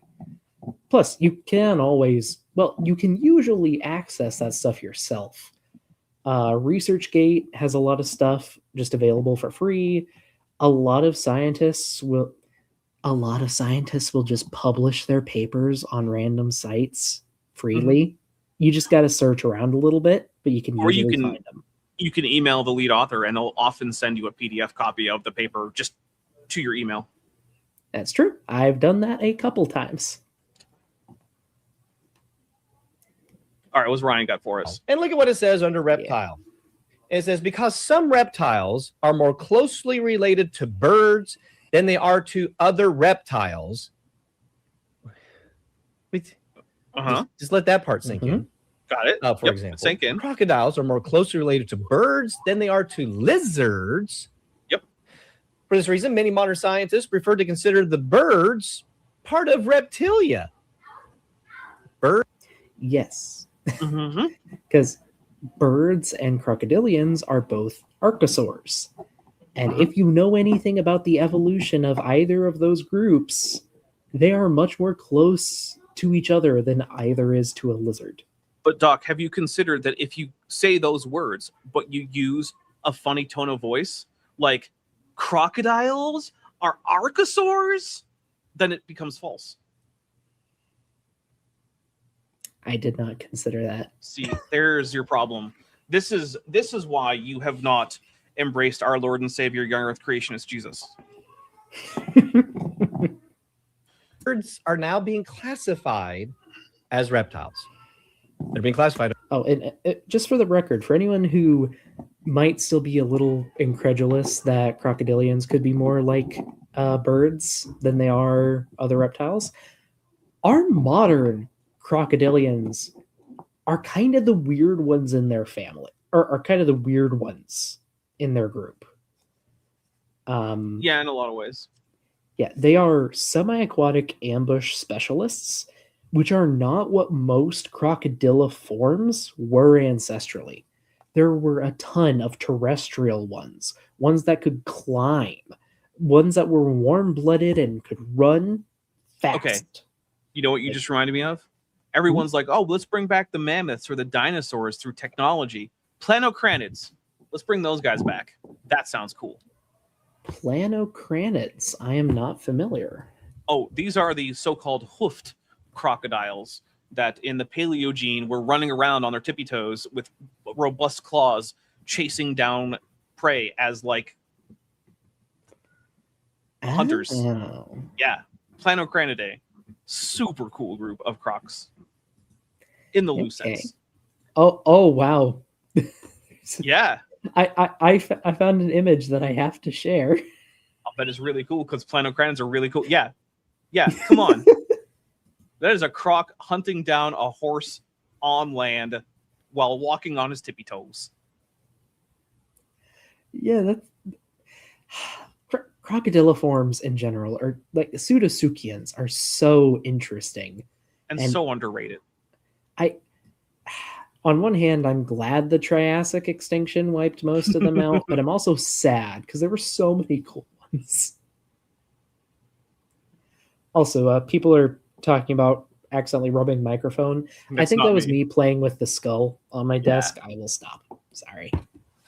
I have not touched this microphone. I could. I haven't. Yeah, I tend to fidget when I stream. Just easier to keep focused if I'm doing something with my hands. You got to get you a fidget spinner. And so, and they say the crocodile is much more closely related to bird than it is to other lizards. So you're supposed to take a crocodile, set it there in front of you, and then put a lizard and a bird beside it. Let's go with a penguin, right? Because they are on land and water, just like crocodile, and they're supposed to be more closely. So you put the penguin there beside the crocodile, you put a lizard there beside the crocodile. You're supposed to look at them and go, obviously it's much more closely related to the penguin than it is to the lizard. Oh man, see, he's under the mistaken opinion or belief, I suppose, that science works on vibe checks. It doesn't. Actually, it turns out that vibe checks are not how we do science. And so we could look at things like, well, which one actually has, say, more in common in terms of, I don't know, like respiratory systems. It turns out birds and crocodiles have more similar respiratory systems to each other than either one does to any lizard. Interesting. Cool. What about the hearts? Well, it actually turns out that crocodile hearts, while they function more like lizard hearts, are structurally more like bird hearts. Or what about teeth? And you might say, well, Dapper, birds don't have teeth. But according to Ryan here, some extinct birds did. So let's take a look at bird teeth and crocodile teeth. Oh, wait, they're both thecodont. Okay, well, what about the lizard teeth? Oh, they're pleurodont. They grow out of a groove instead of individual sockets. Huh.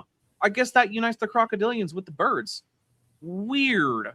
And you can keep going on with a bunch of things, both embryological, genetic, the actual like fossil history of these groups. And it actually turns out that when you stop just running on vibes and actually dig into the data, actually crocodiles and birds are more closely related to each other. And then outside that group is the turtles. And then finally we get into the snakes and lizards, which, by the way, snakes are a subgroup of lizards. So don't tell me, oh, that's not a snake, it's a legless lizard, because I will just tell you that snakes are legless lizards. You can say, hey, that's not a snake, it's a different kind of legless lizard. Like it might be a legless skink, which is a fairly common kind of legless lizard that isn't a snake. I mean, you could do this with like mammals too. Like if you put Ryan in a room with a wolf and a weasel and a wolf, weasel, and a mongoose, which of these is the odd one out? It's the wolf. Wait, no, it's the mongoose. Yeah, it's the mongoose. It's a feliform. Yeah, or like a rhino, a horse, and an elephant. Which one's the odd one out? The elephant. Just at first glance. But what if it's a horse, a rhino, and a tapir? Then which one is the odd one out, Doc? Listen, that is what we call a polytomy, and I don't like those. It's not. The tapir and the rhinoceros are both in Taperoidea. Okay. Okay. Never mind then. Now, to be fair, Taperoidea is a group that split not that long after like the two sides, like equids and taperoids split off. So like, whatever. They're still not very similar, but yeah. Taperoidea includes Rhinoceratidae and Tapiridae, I think. I don't know. Okay. Oh, also, Tree Clam Tad for $2 says Dapper is forgetting Looks Like by Hovid 2006. I am forgetting. I forget all the creationist sources like this. It's true. I like this. I like this gag. We should keep it going. It's fun.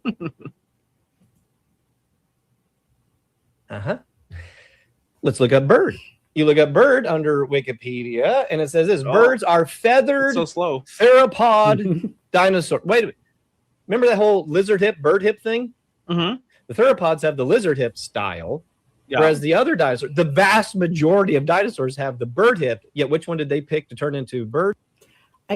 Vast majority? One picked. Yeah, I don't know how he's measuring that, but also no one picked anything.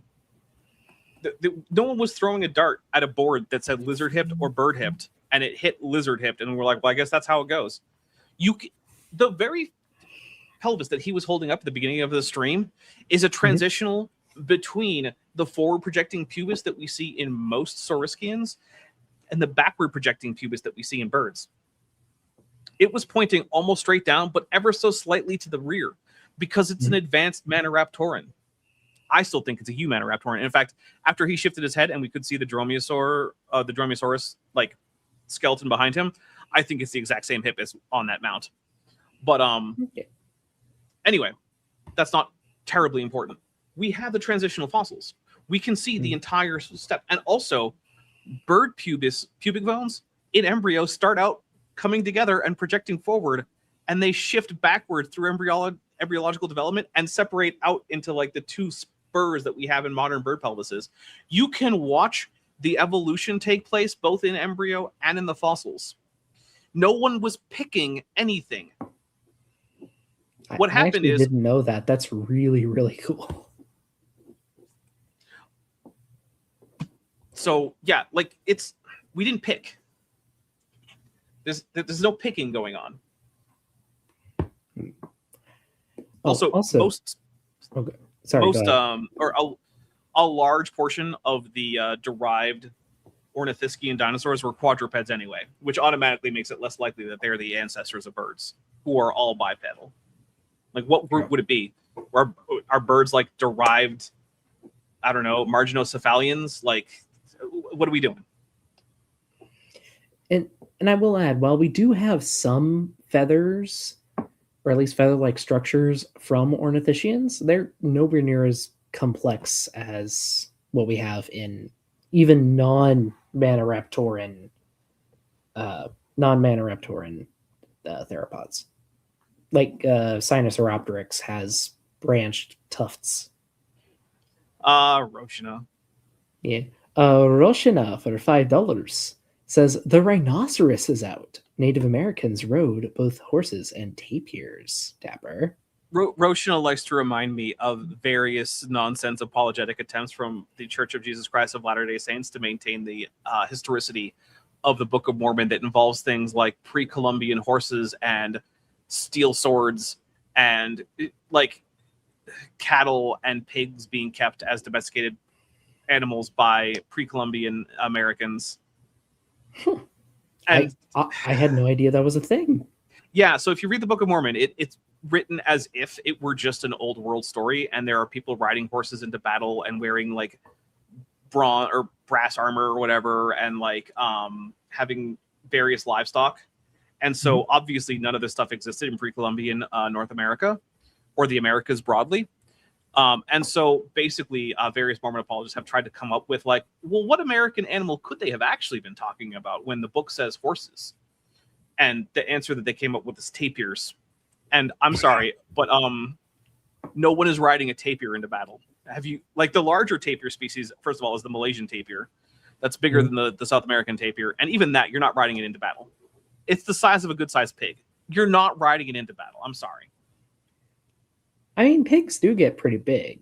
But yeah, but not big enough that I would ride it into battle. Well, you wouldn't. A small human, perhaps. Okay, but I don't think that the idea is supposed to be that, like, the Nephites and the Lamanites were, like, 4 foot tall. Okay, fair. Fair enough. Pibblepunk for $5 says, I was so disappointed when they made up monsters for the movie 65 instead of modeling real pseudoseuchians. Yeah, I I kind of feel that way about most of the animals in that movie. They really were just crap designs throughout. Yeah, in fact, they also had at least one pterosaur design where they mixed up the combined Nares antorbital fenestra with the orbits, and so you had this weird pterosaur with its eyes where its nose should be, and it was the most ugly thing I think I've ever seen. Ugh. Yeah, like just hire one person who knows about dinosaurs. It doesn't even have to be me. One guy who can tell you what each hole in a skull is. Hire that guy. I mean, I think Jurassic World Dominion, I think it mixed up the eye placement for 2 of the dinosaurs in the movie. Ugh. They also got rid of the beak on Stegosaurus in the second Jurassic World movie. Yeah, and just gave it like a fleshy mouth. Yeah, like it was a sauropod or something. So weird. It's honestly disgusting and off-putting, and I really don't like it. I hate looking at it. But then there are other designs, like the Carnotaurus is practically perfect. Yeah, it's pretty good. They even have a juvenile Allosaurus jamadsoni, which was really cool for the time. But, unfortunately, I have a tendency to judge media by their worst reconstruction, not by their best reconstruction. That's fair.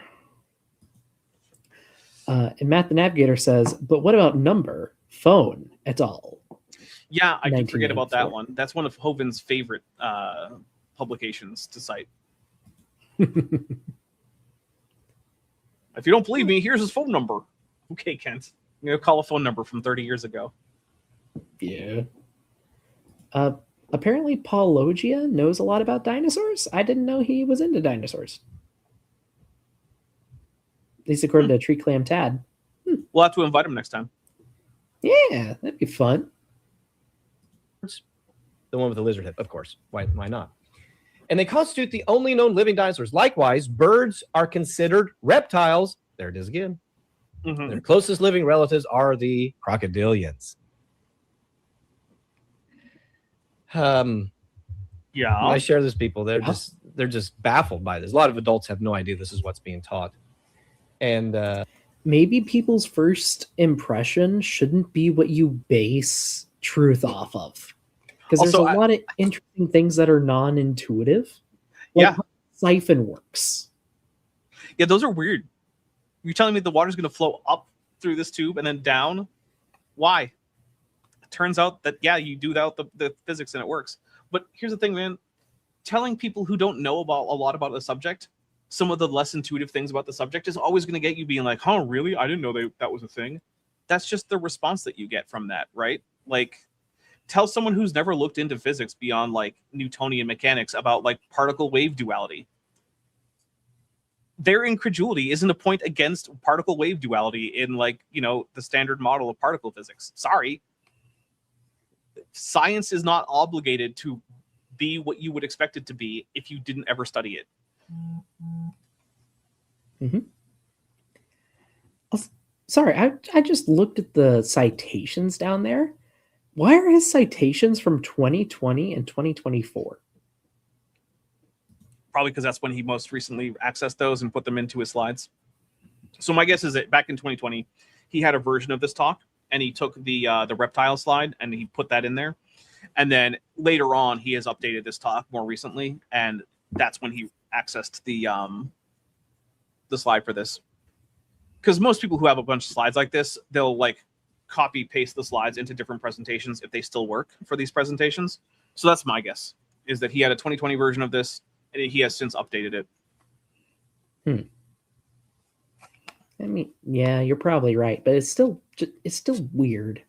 Oh, John Kate says, weird way to dox your friends, but okay, Kent. See, the thing is, he's from a time when like people just being public about their name and address was just normal. Like you would give a company your name and address and phone number, and they would just put it in a book, and then anyone could just buy that book, and it would just be a list of names and addresses and phone numbers. And we called it the Yellow Pages, and it was something that I don't think anyone today would ever volunteer for. It's like, yeah, just put my name in a book with my address and my phone number. That'll be great. Yeah, I already get enough spam calls. Seriously. Imagine trying to set up a modern The Yellow Book and trying to get like millennials and like Gen Z and people like that to like just sign up to have their name and address and phone number put in a book that anyone could buy. Yeah, good luck. This is scary kind of stuff. This is like dystopian kinds. This is Emperor Has No Clothes stuff. Because if we can get you to believe that a bird is actually a reptile, which it is, yeah, just like a whale is a mammal and a bat is a mammal. Well, this is like, I don't understand it, so it must be black magic shit. Mm-hmm. Like, but let's see what his slippery slope is. I bet you can probably guess what it's going to be. I can. What else can we convince you of? Other things that are true, probably. This has manifested itself in many times. During the 1970s, there was this thing called the dinosaur renaissance, where instead of showing dinosaurs as lumbering, slow-moving, tail-dragging, modern reptiles, they began to understand, because of discoveries within the fossils and the histology and all that kind of stuff, how they had a little higher blood flow, and so they must have been a little more active. And that's absolutely possible and absolutely, I think, absolutely correct on that. So this started the renaissance of showing them much more active and being able to do more things than what was originally thought, which led to 1993 Jurassic Park.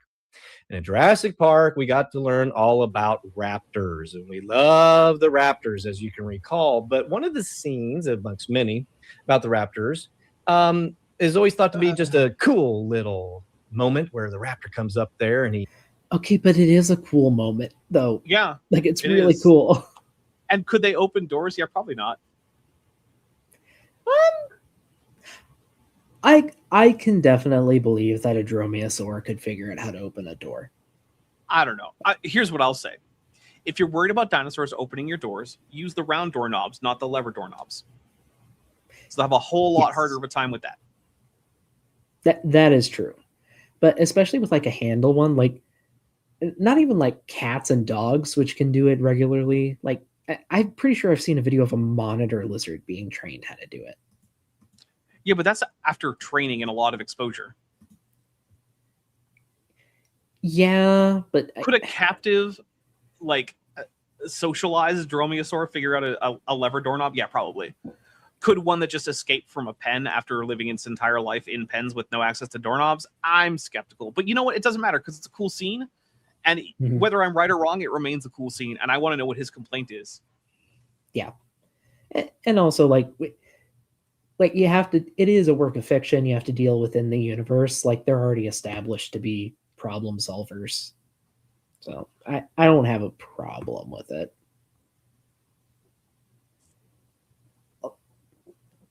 I mean, I have a problem with the naked scaly raptors.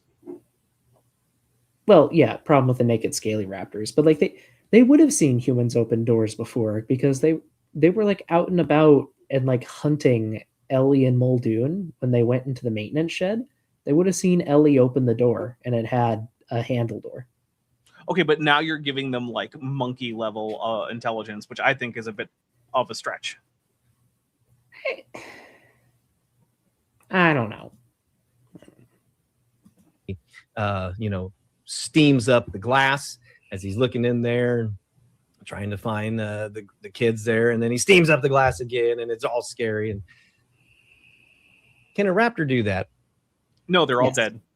See, in the movie, Dr. Grant's theory is that the dinosaurs evolved into birds. This is him being portrayed. His characters is supposed to be portraying the ideas of Philip Currie, who's one of my professors, and Jack Horner, who was one of the main advisors for Steven Spielberg on the movie, and their idea of them turning into birds. Well, here's the deal. We know for a long time about reptiles and their anatomy, and this is a fun little book. This was given to me by my great uncle. It's from the Oblong Grade School of Oblong, Illinois, the only oblong in the United States. It is a book about reptiles from 1957. Oh, this is modern science, right? Well, I'll tell you, it's a little better for than creationists, some of the modern science. Yeah, that's right about modern for creationists. It talks about animals, how they need food and air, and how they need to grow. And reptiles are animals that need food and air to grow. And all reptiles have backbones. They breathe with lungs, and they have scales on their bodies. That's right. We know reptiles have all those features. Many animals may have backbones or lungs or scales, but they're not reptiles. Reptiles have backbones and lungs and scales. Sounds like all birds. reptiles. Yeah, sounds like birds. How many? All reptiles are cold-blooded animals. Okay, Maybe hold we on. shouldn't be using God, a kid's book from the 50s. Right, Ryan, your argument is the evidence of mesothermy or endothermy among dinosaurs can be discounted because a book for babies from 70 years ago says nuh-uh. I do not believe that Ryan thinks that that is a good argument. I don't think he's stupid enough to think that's a good argument. It's just being dishonest. But also, like, okay, one, birds and dinosaurs, both, yes, they are reptiles. They are diapsids. Their anatomy suggests that they were warm-blooded, but we don't just have to go off anatomy like we did with the dinosaur renaissance. We can do isotope studies. Mm-hmm. Like, teeth are often very well preserved. Enamel is a super resilient biomineral, and it preserves stable isotopes that tell us the body temperature of the animal when the tooth was being formed. Yep. When we do these on dinosaurs, every time we come back with something that is warm-blooded. Also, I would like to point out that even if it were cold-blooded, you could still steam up a glass if the animal were happened to be warmer than the ambient environment. Like, for instance, if, say, the raptor had just come in from outside in a South American jungle island near the equator and then went inside to an air-conditioned building, even if it were cold-blooded, it would retain that temperature for a while and could therefore heat up air in its lungs just through just regular old heating up. And yeah, so it's actually not even a good indication of warm-bloodedness in the raptors. But also, yeah, we do know that raptors were, in fact, warm-blooded. Mm-hmm. Also, here's another thing. I'll bet that book says that all mammals are warm-blooded, but that's not true either. There are some mammals that border on being cold-blooded and are mostly mesothermic. Say hello to the rock hyrax, which has a really bad time controlling its own internal temperature. Yeah. I mean, aren't sloths kind of like that too? A little bit. They're not like lizards or turtles, but like, yeah, they're not very good at controlling their own body temperature compared to other mammals. So like, what are we going to do? Are we going to pretend that's not true? I think we are going to pretend it's not true. All right. Well, I do think it is probably time to switch over to the aisle because I don't have a huge amount of time because I have to get ready for my stream. That is fair. We have made it. Let's see, how far are we in now? We've made it 15 minutes. Hey, for me, that's not bad. My over-under is like 7 minutes. That's fair. Also, actually, this might make a good thumbnail for next episode. Holding up the little kid's book with little Sally in her dress wandering through the pond. I can put like his source in bold text with an arrow, make it. Yeah, I like that. Okay. Well, okay, I can go ahead and take that off the screen then. And I do want to address this by Rojna from the chat. Were any dinosaurs definitely cold-blooded? So that's a good question. Based on those isotope studies I mentioned before. There was a study from India that I like to bring up a lot that did isotope analysis on eggshells from India. Sauropods, regardless of body mass, consistently rated between 30 and 40 degrees Celsius for body temperature. Hadrosaurs were typically between 25 and 35. And theropods had a big range, surprisingly, from 25 to like 45. Like 25? That is super cold. It's more cold-blooded. But the thing is, do you know what kind of theropods India had in the late Cretaceous? Carcharodons? Abelisaurids. Ooh. See, I didn't know. So very basal theropods. Like me, because they're in Yeah. Ceratosauroidea. So I might be cold-blooded. Well, or at least it's an outdated term, but more mesothermic. Like, I think it was still warmer than the ambient temperature, but kind of low, which, I mean... 25 would not be lower than the ambient temperature on most days around here. Well, okay, fair. Well, I'm pretty sure it's like... It might have been more 30. I was going to say, I think it's like 35 right now. Let me see if I can find the paper quick. Stable. Yep, stable. Matt the Navigator for $2 says holds up on an armadillo. Behold, a reptile. Actually, I believe armadillos are also not very warm-blooded. Then Tree Clam Tan for $2 says holds up Lieutenant Matt the Navigator. Behold, a fish. Because, of course, Lieutenant Matt the Navigator is, in fact, a beluga whale. Ah. Yes. Yep.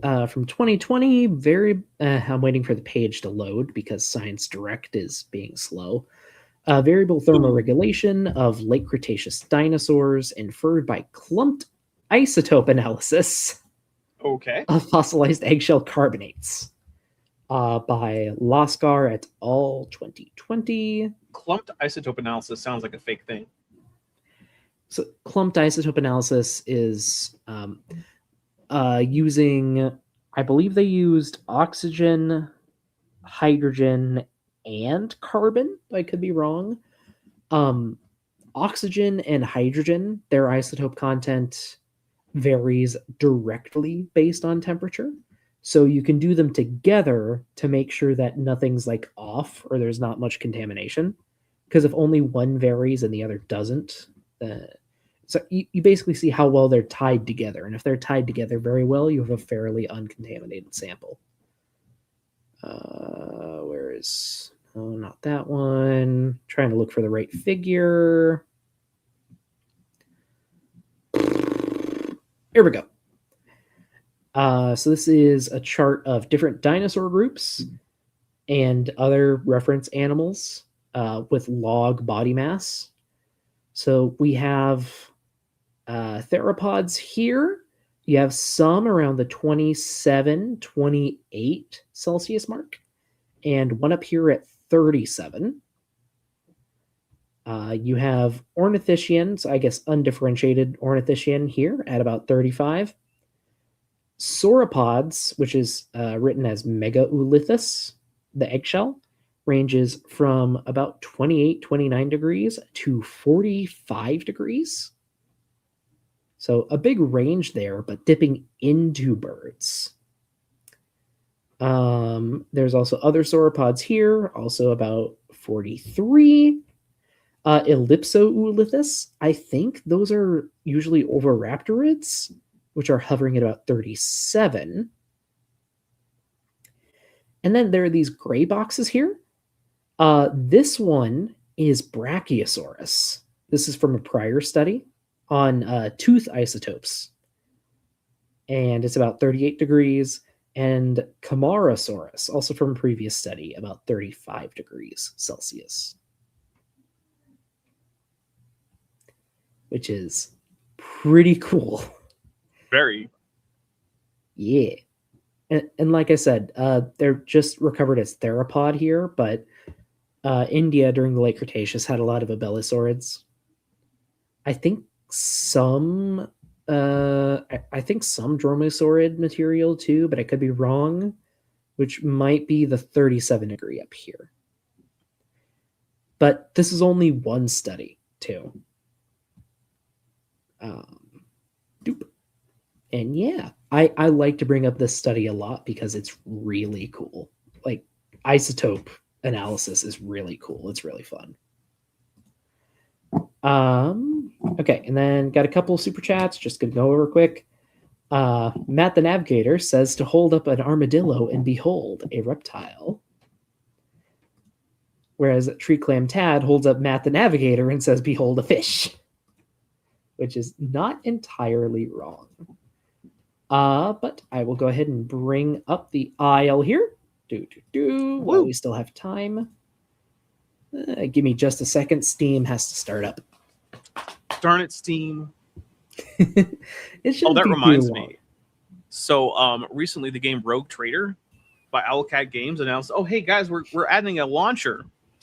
And that announcement garnered 0 likes and well over 2,000 comments. And about 24 hours later, they were like, we removed the launcher. It was that bad? It was so bad. Like a separate launcher that people had to download to No, it was like it would your Steam client would update, but then when you launch it from Steam, it would just open up its own launcher that would then tell you about all the other cool things you can buy from Owlcat Games. And basically everyone was like, I don't want this. This is terrible. Why would you ever do this? And I'm one of the people who left a comment. I'm like, no one has ever wanted a bespoke launcher for any game ever. Ever. I buy games on Steam to launch them from Steam. And so, yeah, thousands of people actually cared enough to chime in the comments and be like, no, this is bullshit. And so, yeah, they were like, okay, never mind. We took the launcher out, guys. It lasted less than a day. Yeah. Yeah, as Tree Clam Tad says, Rip Owlcat launcher lasted less time than Liz Truss. It's true. And she lasted less time than that one cabbage. Or was it lettuce? It was some leafy green vegetable. I don't know. Do you know about Liz Truss? I do not. She was the Prime Minister of the United Kingdom for less time than it took a head of lettuce, I think. Yeah, it was cabbage. Yeah, a head of cabbage to rot on a live cam. It was just sitting in a room. All right, what is our worst reconstruction? I want to see what our worst one is. Okay, probably Troodon. All right. What? Why? What? What is happening? Why is it like that? Why is it like standing up and like what is that sack underneath its mouth, and why is it so shrink wrapped? Is it blind? What is it comes standard with white eyes. This is a skin that got broken by an update, so it has gray eyes. I like how it looks grown up, but very hard to see pupils. Troodon is a nocturnal pack hunter with venom. Is that what those sacks are? Those venom sacks? I think it just has a gulpy throat or something.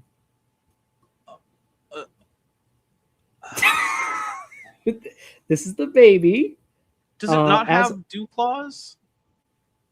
Let me switch to the feet. It might not have the wrong number of toes.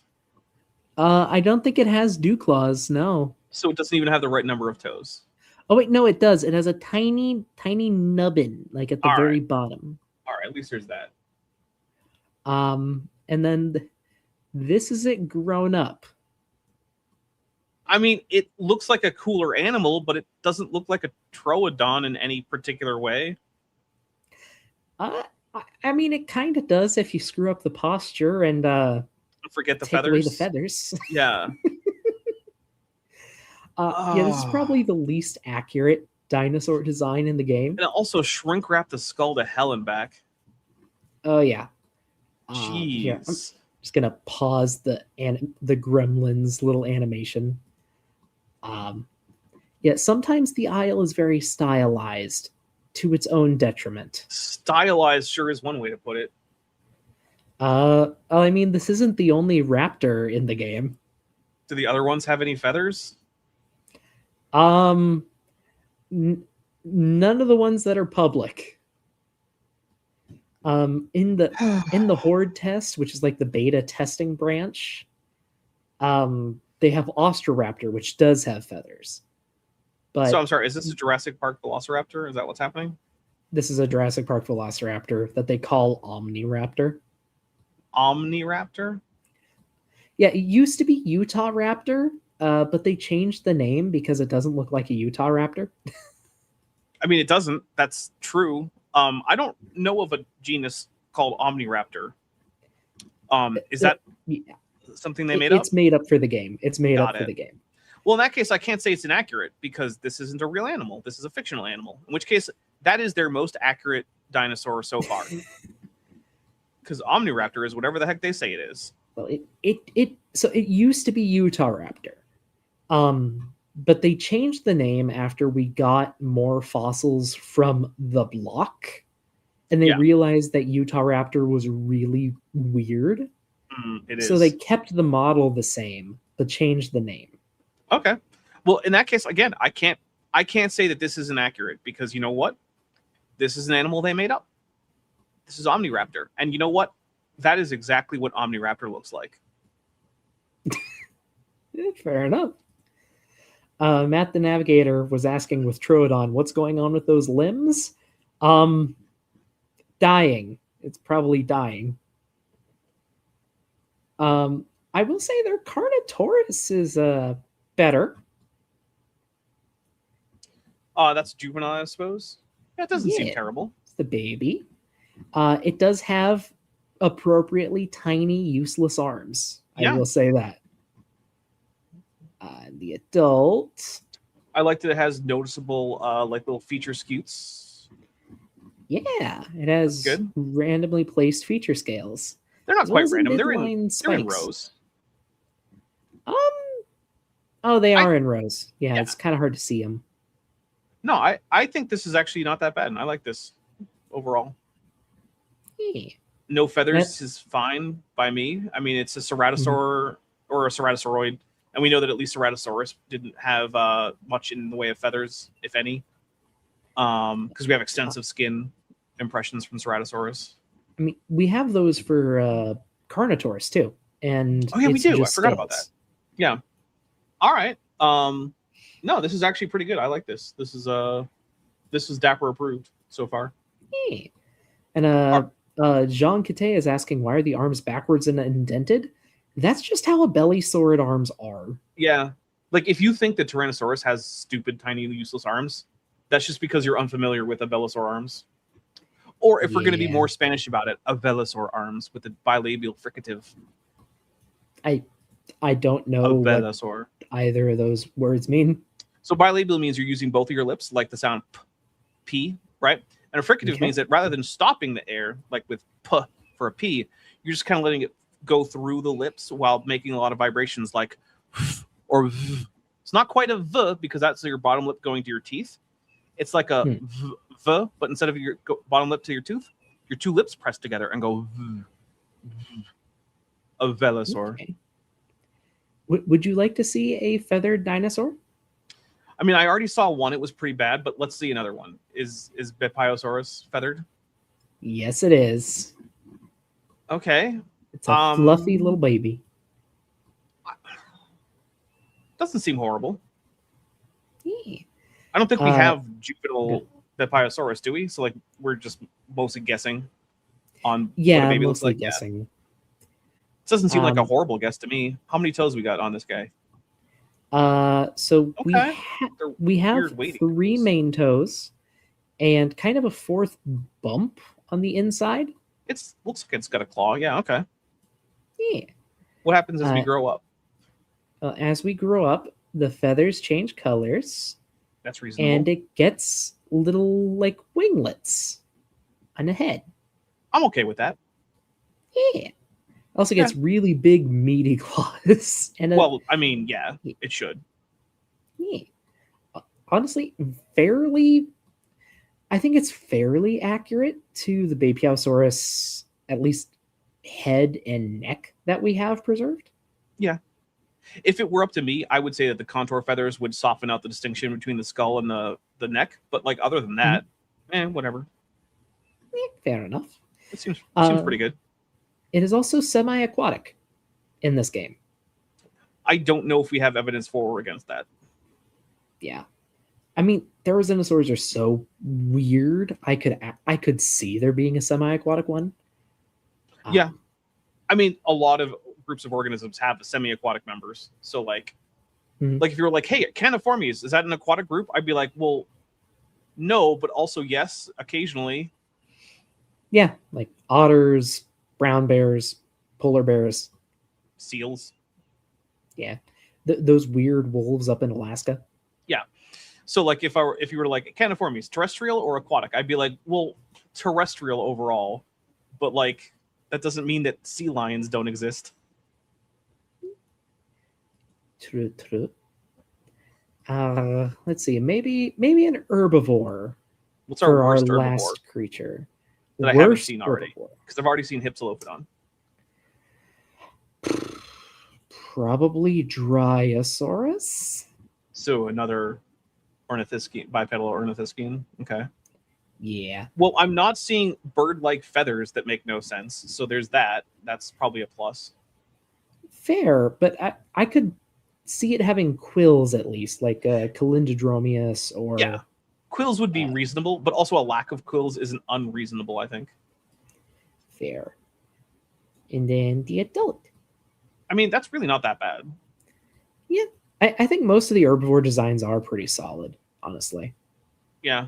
I mean, that beak shape looks really good.